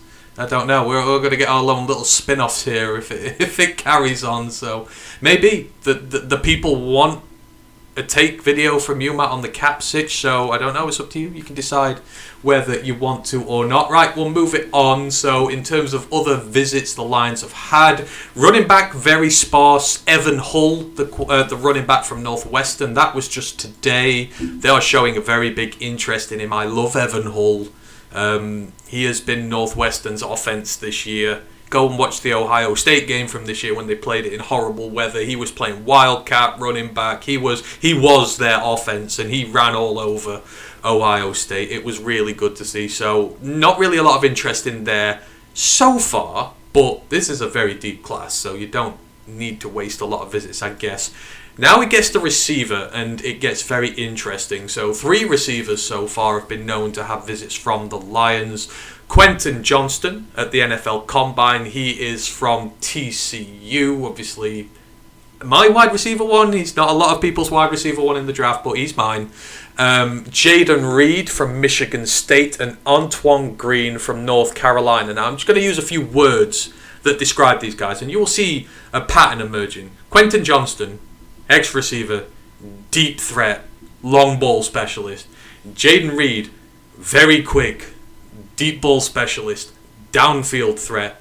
Antoine Green, downfield threat, deep ball specialist. They are looking at a very particular type of wide receiver this year. Guys who play on the outside, who are very physical, and play downfield as a threat. A guy, as we would say, an ex-receiver really that we need. And all these 3 technically fit the mold. Maybe Reed's a little small, but that's where he's going to play. Do we think that in lieu of Chark not coming back, or even if Chark comes back, as I've pontificated before, that ex-receiver, that outside build guy, it seems the Lions are eyeing one of those up for the draft. Would you not agree? And those 3 we've named, I would say no, meh, all right, yeah. I'm not touching Quentin Johnson. He's going too high. I'm not taking a first-round wide receiver. Even if Chark goes, I am not investing that high in receiver. This is a very large receiving class, full of big-bodied pass catchers that can get it down the field. I'm pretty much convinced of that. I'd rather go like a Josh Downs, so at round 2, who can also play outside and take the roof of the defense. Jane Reed, he's a burner. Yeah, he's got good ball tracking down the field.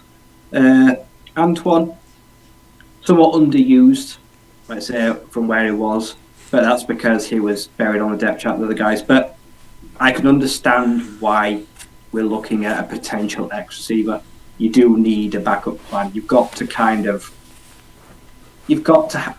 need a fail safe, because even if DJ Chark returns, you can put your life savings on him missing at least 3 games a season with an ankle sprain, a knock.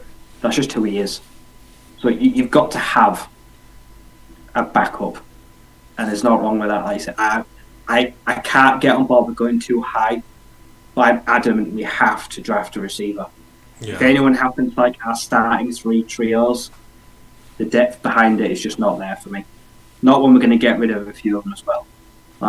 I don't think Cephas will be here. Guys like Benson, guys like that, I just can't see them being on the team next year. So we do need to bring some cover.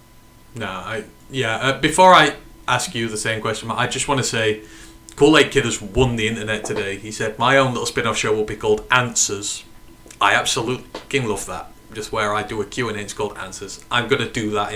You have inspired me to do that show. I will do it at some stage. Carlton Wood goes, are they all UDFAs? No, Quentin Johnson isn't. He's going top 10 in the draft, potentially. Jaden Reed and Antoine Green, now they will both get drafted. None of those are UDFAs. Matt, there's a very clear profile that they're looking at in their receivers here. Yeah, there is. We've got slots for days. We've got a Z. We don't really have any other Zs, but Josh Reynolds fits better as a Z than he does as an X, even though he's not that quick. We don't have a backup X. We've got Cephas as kind of where he profiles best, but Cephas ain't a good X. He's someone ideally that you'd have coming off the practice squad twice a year, really. You know, I love Quintez. He needs another year to kind of just be totally healthy, and then I'll start trusting him again. Problem is, he'll be out of his rookie contract by then. We definitely need an X, maybe 2. So it makes perfect sense that that's who we're trying to profile. And important to note, these guys were all interviewed at the Combine. There's been nothing at Pro Day so far, so Brad Holmes has kind of wanted to be in on this. They've not been sort of heavily looking at guys without him, so it feels like a position they're putting a lot of thought into when it comes to it. So we will see with that one. Tight ends, Sam Laporta from Iowa and Tucker Kraft from South Dakota State are the 2 known so far. They were both at the Combine. They seem to have missed out on the main sleuth of guys at the top. Doesn't mean they're not looking at them. Maybe they're just doing due diligence on the class outside the top 5 or 6 there. Offensive line starts to get very interesting here, and there's a big theme amongst these. So 5 offensive linemen have been seen so far. So you have Darnell Wright from Tennessee. They saw him at the Combine. Quinton Barrow, who's the offensive tackle from Grand Valley State. So we're going FCS here. His pro day has happened already. Grand Valley State has, but I believe he's working out again at Central Michigan's pro day tomorrow. So Lions probably going to get another look at him there. You've got Jordan McFadden, the tackle/guard from Clemson. They interviewed at the Combine. And then 2 top 30 visits have been spent on guards. That is Antonio Marfi from UCLA and Chandler Zavala from NC State. I love that one because I'm an NC State fan. I think he's great. But outside of Darnell Wright, guys, all these, McFadden, Marfi, Barrow, Zavala, these are day 3 guys. So this seems to me like they are really going to... They're really pushing for some of these late guys who they think we can sit and develop these whilst we've got a good top 5 in there. Is that something you would agree with? Oh yeah, they understand that contracts are due, guys are due to get paid, offensive linemen get injured all the time, and right now there's very little depth. Like I say, there's no. We've got our CK, we've got Eze. They may never see the field next year. They may just not get called upon. They may just not be trusted enough. Like I said, they brought back Nelson because right now we have to. But do they want to play him? No, they do not. If they can get away with not playing Matt Nelson, they'll do it. If that means using a 5th round pick on a new swing tackle, I'm all for it. If we want to use a 3rd round on a new future guard, because I'm pretty adamant if Vatai does not take a pay cut, something will be getting cut, and it'll be his ass. And I'll take a with the end of the 1st round, start the 2nd guard. He has to show a bit of loyalty now because we're putting up with his bad back. Yeah, all line needs addressing, and they know that you can always strengthen a strength. And Brad Holmes understands the strength of the Lions is their all line. It cannot be allowed to get weaker. You've got to keep strengthening it, and they get paid so heavily, offensive linemen. Like, look at Chris Lundstrom. Falcons yesterday kind of reset the guard market again, and now I think Jordan's getting paid next year. Is he going to want 5 years, 110 million? Who the hell knows? So let's plan as if we're going to lose him. Let's plan as if we might need to replace him. It's never a bad thing to do to have too many O-line. No, I felt like that as well, thinking there's a lot of emphasis on guards here. It just so happens that one... I think this will be Big V's last year here, even if he does come back. And then, like you say, with Jonah, he's going to get paid a boatload. So maybe they're going to go on the depth here. What do you think, Matt, with these obviously 4 guys who are day 3 guys, undrafted free agents? One, Darnell Wright, who Steve-O goes is a dark horse to be drafted at 18. I feel like that's rich, but he could do. But the consensus is they are really trying hard on the depth guys here. What do you reckon? They know exactly where they're picking offensive line. We have our 5 starters. I think they feel confident that Big V is coming back. The way that they've acted so far seems to suggest that. So we've got our 5 starters. So you're not going to draft someone in the first 2 days at those positions because they ain't giving you any snaps whatsoever. So that's why people like Matt Nelson are coming back. They'll provide you that backup offensive tackle right off the bat. They won't need to acclimatise to the system. They're already aware of it. What they are looking at is 2 to 3 years from now, there will be opportunities to move on from some of these veterans that we have on big contracts at the peak of their career to get 1st round picks in return for these guys because we're spending too much on the line. And if we're going to do that, we need to be able to replace them. Day 3 guys are not expected to start, so it makes sense to try and develop those guys now, in view of then trying to draft away some of our starters in 2025. It's not the way that you want to think about it, but at the end of the day, if we develop these guys and we want to stick with our starters, we can trade away the developmental guys. Like, it just gives you the flexibility to move in any direction that you want to do. You need to build the pipeline at almost every position you can. And so we haven't got any backup offensive line. It makes total sense to go there in day 3. Do you think we'd get a 1st round pick if we traded Jonah next year, if we didn't want to pay him? Oh, God, yeah. I think we would. I think there are lots of teams out there bereft of good O-line who would pay for him. Go on, Matt. Sorry. And name a guard who in a trade has ever gotten a 1st round pick. Yeah. Name one. There probably is not one. I think you'd get a 2nd at most. It's not a valuable position. The NFL doesn't value it. They are increasingly valuing it. That 5-year, $105 million deal suggests that they are starting to value it a bit more. But no, I don't think so. High day 2 pick. I think you have to pay. I mean, Jonah's not a Holmes pick, is he? Is he? Was he 1st year?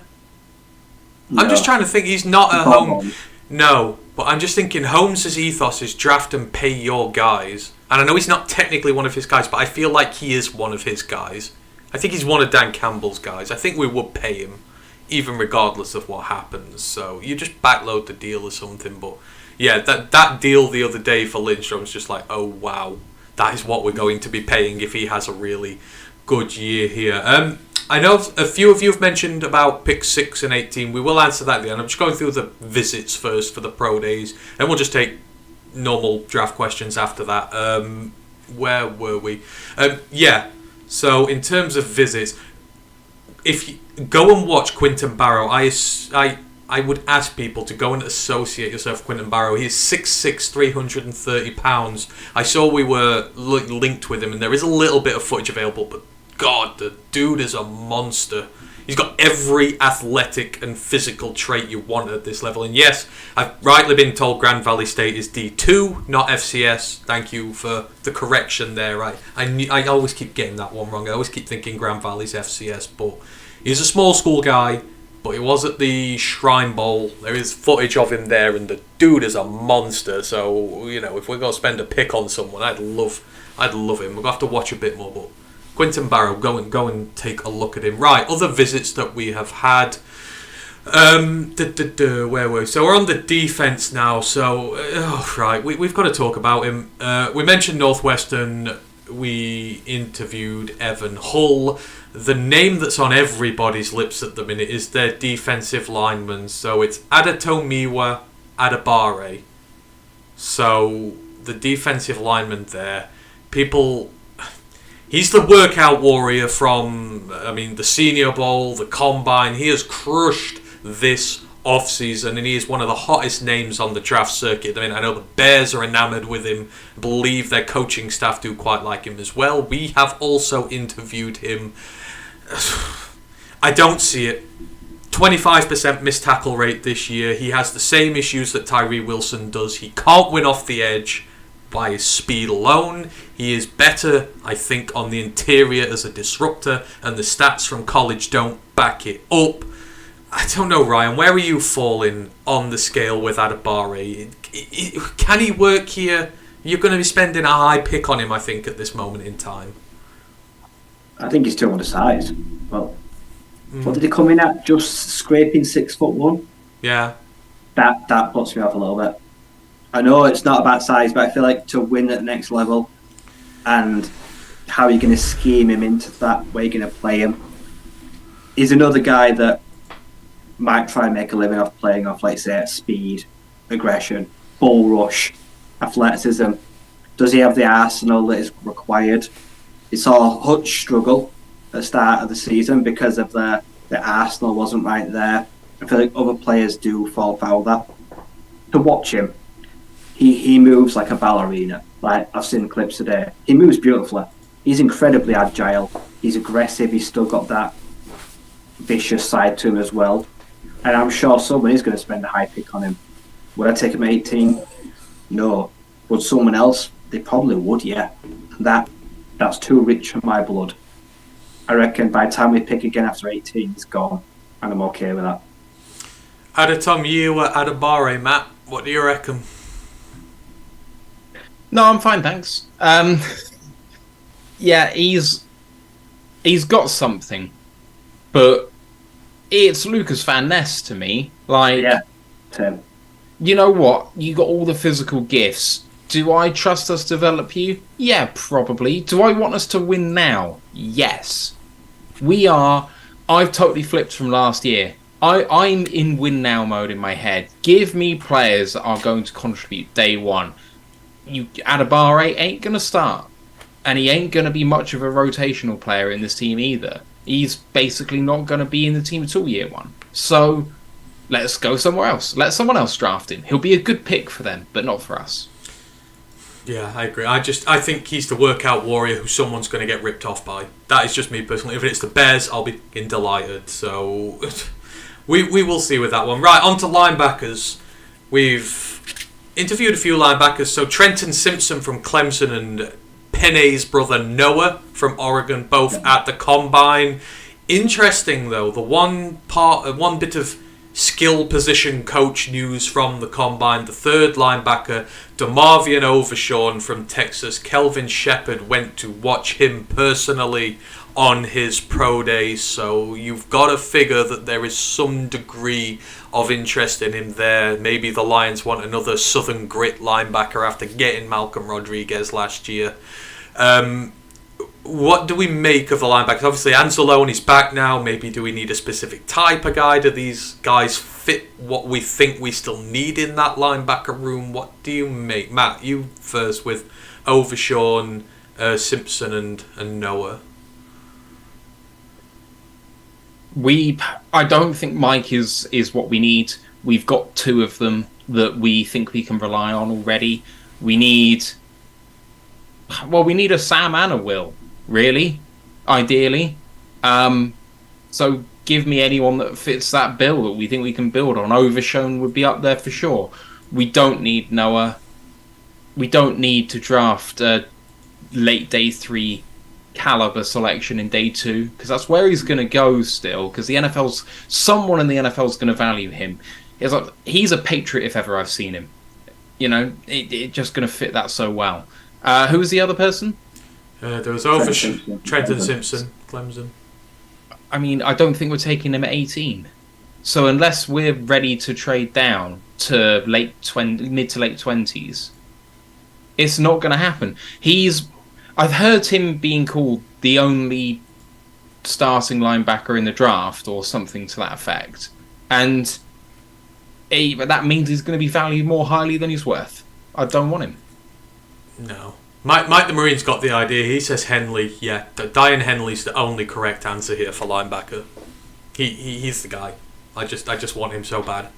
If we draft Diane Henley, you will get to see a live stream of me running around my block at 2 a.m. when we draft him, whenever it's going to be cheering and shouting. I will do that if we draft him. So, but obviously I think it's interesting. If you're sending Kelvin out there, they obviously trust Kelvin with his, evaluation of linebackers and guys he wants in the building. So I think it's interesting when they send him out. I think Overshawn is going to be on the radar. And then out of the DBs so far, there's 2.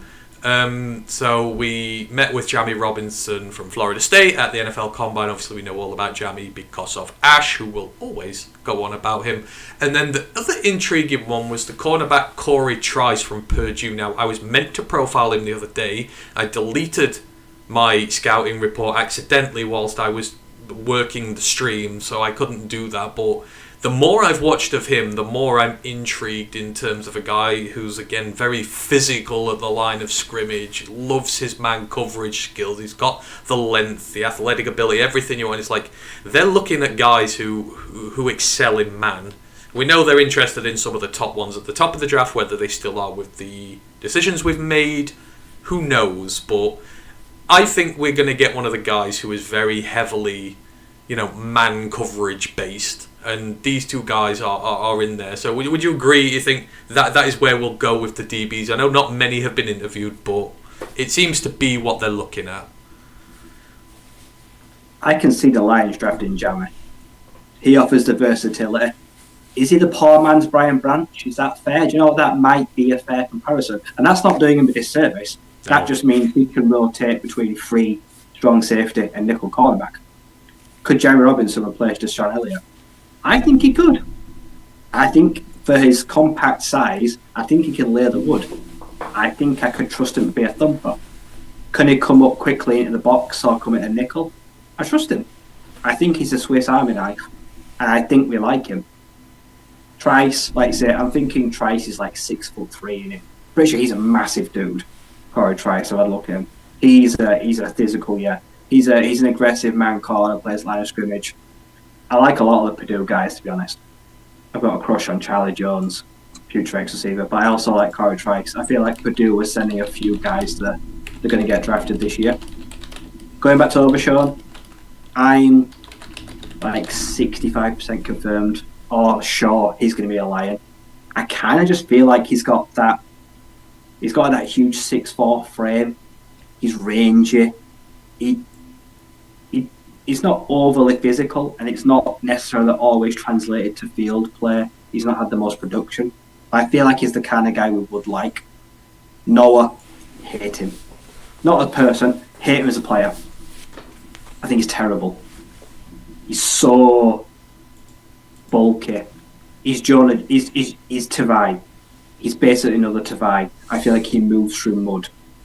He's a downhill runner. I think he's a pass rusher. Is he a linebacker? Can he play every down in the NFL? Can he bollocks? Not touching him at all. Trent Simpson, I love him. I think he's the best side-to-side linebacker in the draft. But 18 is a reach. 18 is just too high, and we don't like him that much. No one likes him that much. Unless we can trade back 7 places, I don't think he comes into play. But I feel like he would be a day one starter. And I can't say that about a lot of linebackers, but no, it'd be a reach. But yeah, I like Jamie and I like DeMarvion. Yeah. No, agreed. Most out there. Sorry, Matt, go on. What do you want to... Well, just in response to your question about whether that's who we're going for in DBs, I don't think so. I think this team is going to value people that can just do lots of different things. You know, if you draft a load of man-heavy guys, they're going to know you're a man every time, and sometimes you want to be able to flip the switch.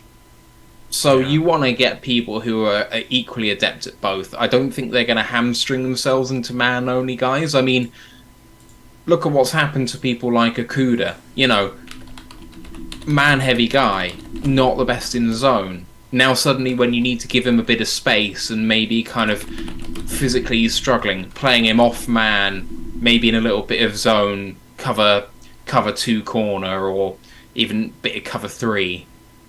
I don't think he can do that. And so when he's struggling physically, you can't even play him.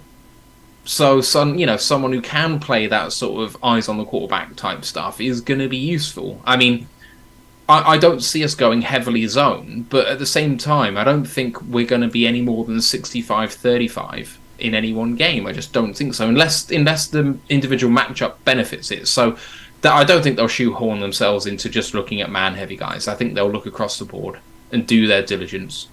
Yeah, no, I can totally get on board with that one there. So that is everyone who has been interviewed or seen by the Lions so far. In terms of the pro days themselves, where the Lions have been spotted, so they were Indiana, that's obviously linebacker Cam Smith, not cornerback. Miami, Ohio, they got the wide receiver prospects there, Matt Hippenhammer, and the other one whose name I can never remember. Purdue, Texas, Illinois, Rice. I'm not familiar with their draft prospects this year. I will have a look though. Oregon State, South Carolina, Western Michigan, Clemson, Northwestern, as we know, Oregon, Central Michigan, Colorado, Georgia, because everybody was there. And the last one they've been confirmed that so far is Louisiana. Now that is interesting because we're talking about perimeter-bodied wide receivers. The only reason they're going to Louisiana is to look at Michael Jefferson. He is the 6'4", big-bodied wide perimeter receiver down there from them. So I think it's nigh on certain the Lions are going to take a project wide receiver later on, whether it be Jefferson, Yeshivas, Nakua, Ford Wheaton. You are going to hear one of those guys' names called, I feel. So that's where the Lions have been spotted so far. Obviously, we'll keep updating that, trying to find players there. I'm not sure who they'd be looking at Colorado. No one springs to mind instantly. I'm not sure if their kicker's declared this year, so maybe they're looking at a kicker. But, yeah, so in terms of... That's everything right now for Pro Days. So let's just talk about draft in general to close the show off. So... we have been getting a lot of questions about this on both Twitch and YouTube, so we'll go around all three of us. So, what are they going to do at 6 right now? We've got 2 corners, we've drafted a running back, so that maybe takes Bijan off the board. What, in your heart of hearts, do you think right now they're going to do at 6? Ryan? Trade back. I think trade back is the first thing. If there's a chance Levis or Richardson are there, you take trade back. I don't really care about the return. I just move back. Okay. I think that's what I do. Like I said, I'm not bothered about other positions really. I don't really care about Wilson and Murphy and Brian Brzee because at least one of them will be there at ET. So is that what you do as well? Is that what you think they do and that's what you do? Someone offers me like a second and a fourth to move back like 7 places. I don't know about the points, but I'd probably take it. Okay, fair enough. Matt, same question to you. What do you think they're going to do at 6, and does that differ from what you would do at 6, given free agency? I would trade back. I'm with Ryan. I don't think they'll do that, though, not unless the offer is worth it. I think that they'll have to stand pat. And I think in order of preference, they're going to have something like Will Anderson #1. If he's available, you take him. Will Anderson, CJ Stroud, Anthony Richardson, Christian Gonzalez, Devin Witherspoon. I think that's going to be like their order of people. And whoever is the top available out of those 5, I think will be the draft pick. I think the way this team plays, they're going to really like Stroud. That's my feeling on their quarterback rankings. I think they'd have Stroud, Young, Richardson, Levis. But I think that Young's probably going to be gone by then. And Stroud probably will go 1. But, we'll see what happens. See, I think, and I get the feeling in my bones, that Will Anderson's going to fall. There are going to be 4 quarterbacks in the top 5, and some sucker's going to take Tyree Wilson because they think he's good, and he's not going to be. I just feel like with Penny and Aiden these last 2 years, the stars are aligning for us when it comes to the draft, and I think Will Anderson falls, and I think the Lions are going to bet on that happening. He's the only player that would maybe not consider trade back. Oh, well, that was kind of the next question. People have been asking about Carter, obviously.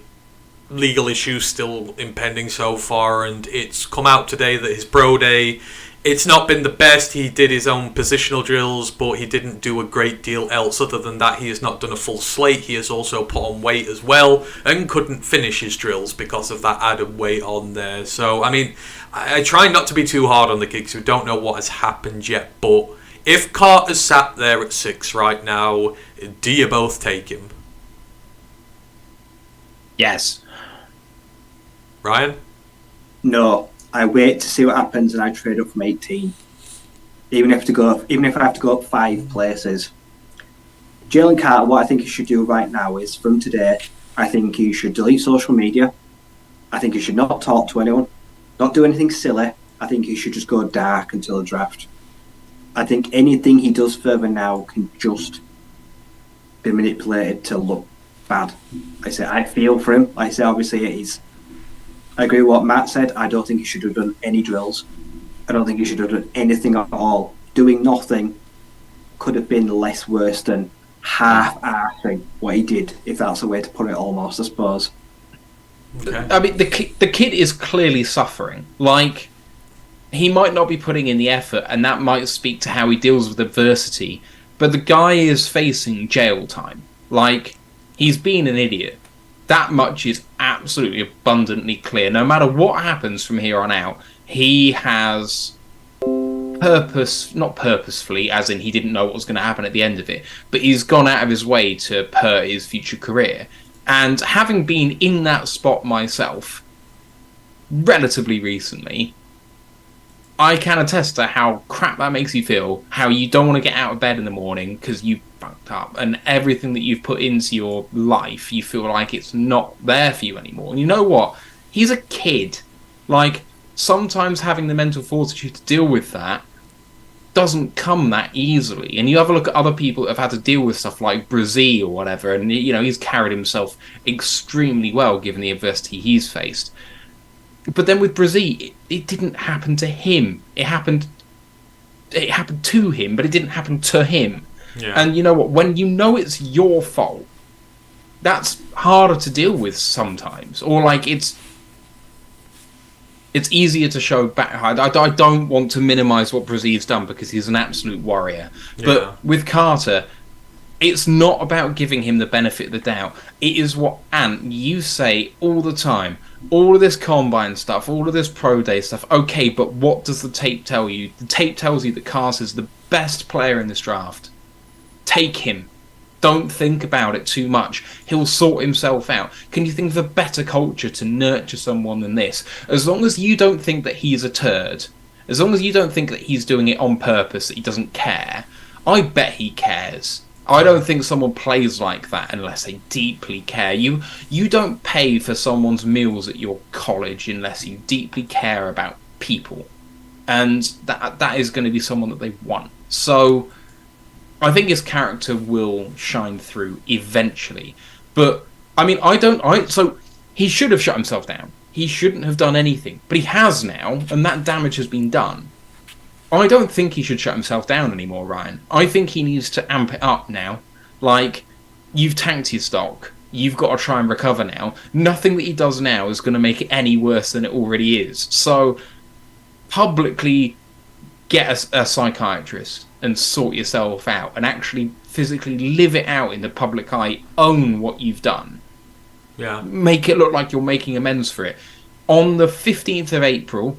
you schedule yourself a private pro day and say, I am not happy with what happened here. Get yourself in the weight room, sort your head out, and put some good fucking times on the board. Do the drills. Do not get out of breath. Do not quit. And put some good effort in those position drills. And say, look, I can do this. I wasn't right. I'm not feeling it. I feel bad about what happened. This is the real me. He can recover from this. But he's got to start making smart decisions. And going into his hole now ain't going to help him anymore. He should have done that before. No, that's very succinctly put, Matt. I can't really add much more to that. That's nail on head, really, until we know anything otherwise. To finish off the conversation with 6, I've seen a few people ask this, so I want to put it in there. I think Perry Ball was the last one to mention it. Paris Johnson and Peter Skoronsky, the 2 offensive tackles, could be in play at 6. Is Brad going to go offensive tackle at 6? Do we reckon there's even the slightest possibility? I really hope not. Either Matt's holding up a 0 or calling me a wanker sideways. I'm not sure, but I would like to think it's a 0. I'd be pretty mad if we did, to be honest. I think I'd be really upset if we did. You will get the best episode of Ryan's rants available if that happens. So if you're a bit of a sadomasochist and you want to see Ryan at his rantiest best, pray for a tackle at 6. So yeah, I don't think they're going to do it either, but I think there's going to be one in the top 81. There is going to be an offensive lineman in there. That's just my take on it now. And the other question we got asked is about 18. So obviously it's all right to pontificate with what happens at 6, but 18, a lot of us want a Bijan. Maybe that's out the window with Monty in the building now. We wanted a corner again. We've taken 2 corners. Are we going to take one that high? Has your priority changed at 18? I mean, I feel like Brian Branch is the favourite for that position now because he's something we don't have after all these corners, and he might be well sat there. But I don't know. What do you guys reckon with 18 now? Have you changed your mind on what you thought before about what we might do there? Right. See, if Branch is there, I'd like him. I feel like he's a day 1 starter. I feel like he's an upgrade over Will Harris or Complacent. I feel like he gives us instant value. Positions I won't take. Right. So I'm not going to take a receiver. I'm not going to take a linebacker. Offensive line definitely comes in play at 18. If one of the best tackles are Torrance, something like that, yeah, I will consider offensive line. Guys like Lucas Van Ness, they can piss off. I don't want to touch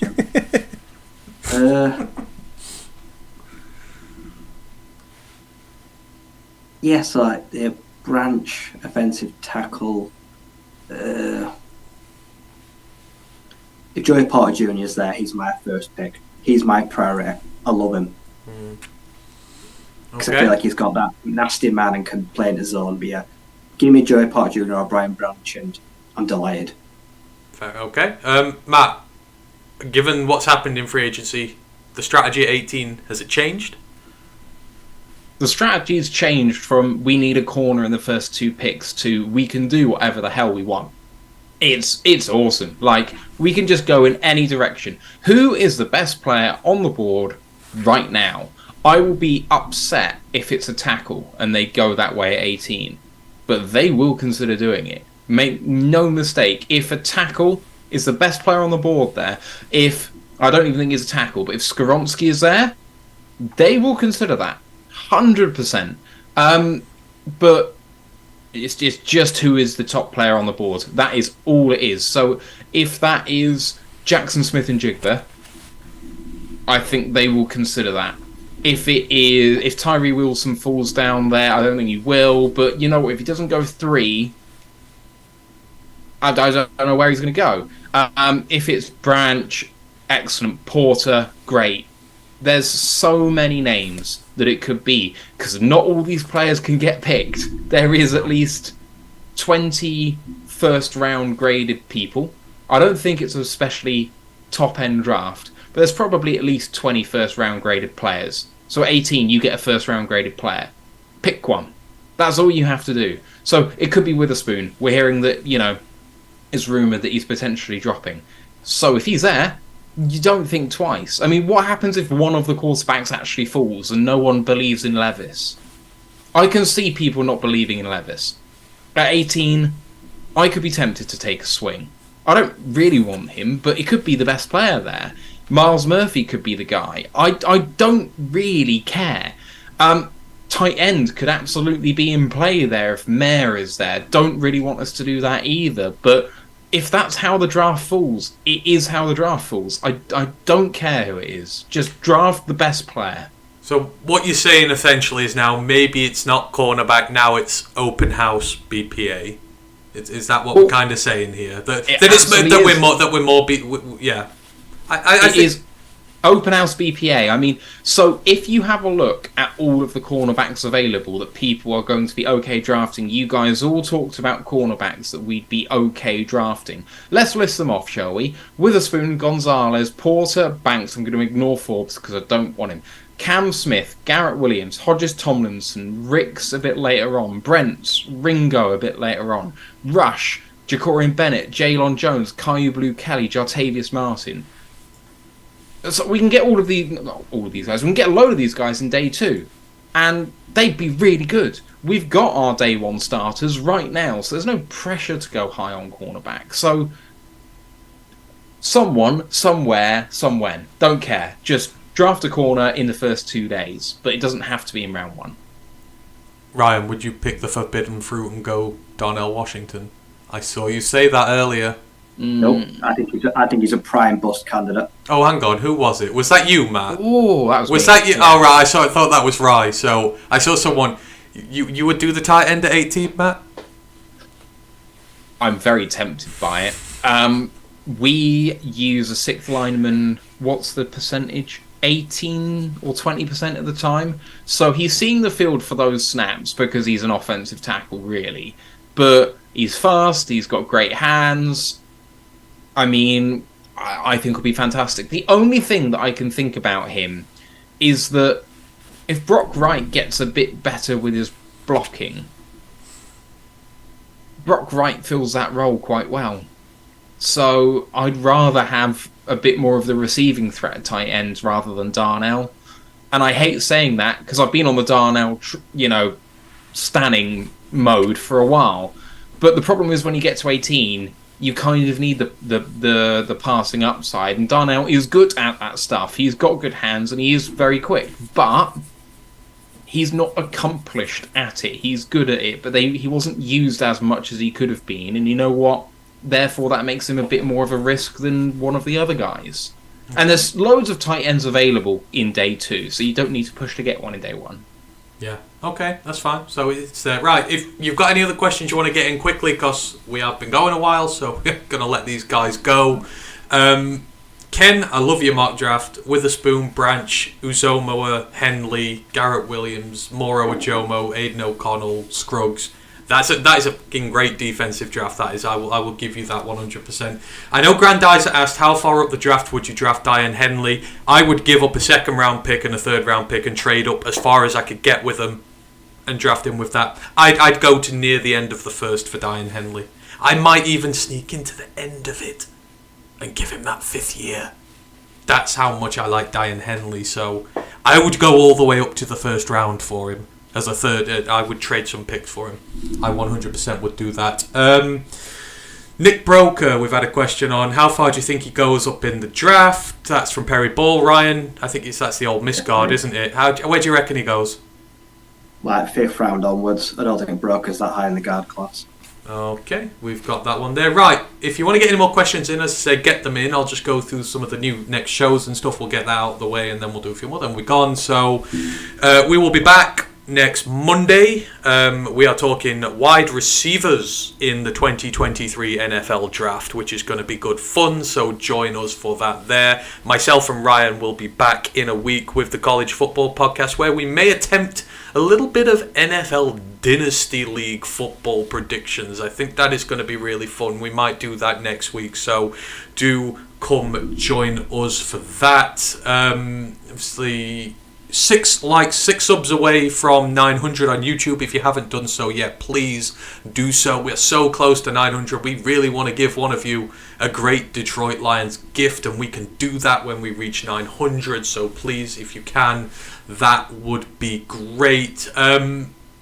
I don't think there's anything else. I don't think I've missed anything.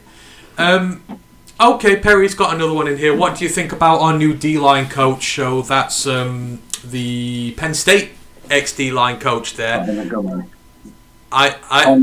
John Scott Jr. Is it John Scott Jr.? Yeah. He's the D-line coach from Penn State. I really like it, but I like that. I like Penn State in general. Create NFL level defense. He's done so many here, but what do we? Quickly, Matt. What do you think? I'm sorry, I just don't know. Okay, that's fine. Well, Ryan, you do know it. Well, what do you think of the hire? Great hire. He's worked with some great players.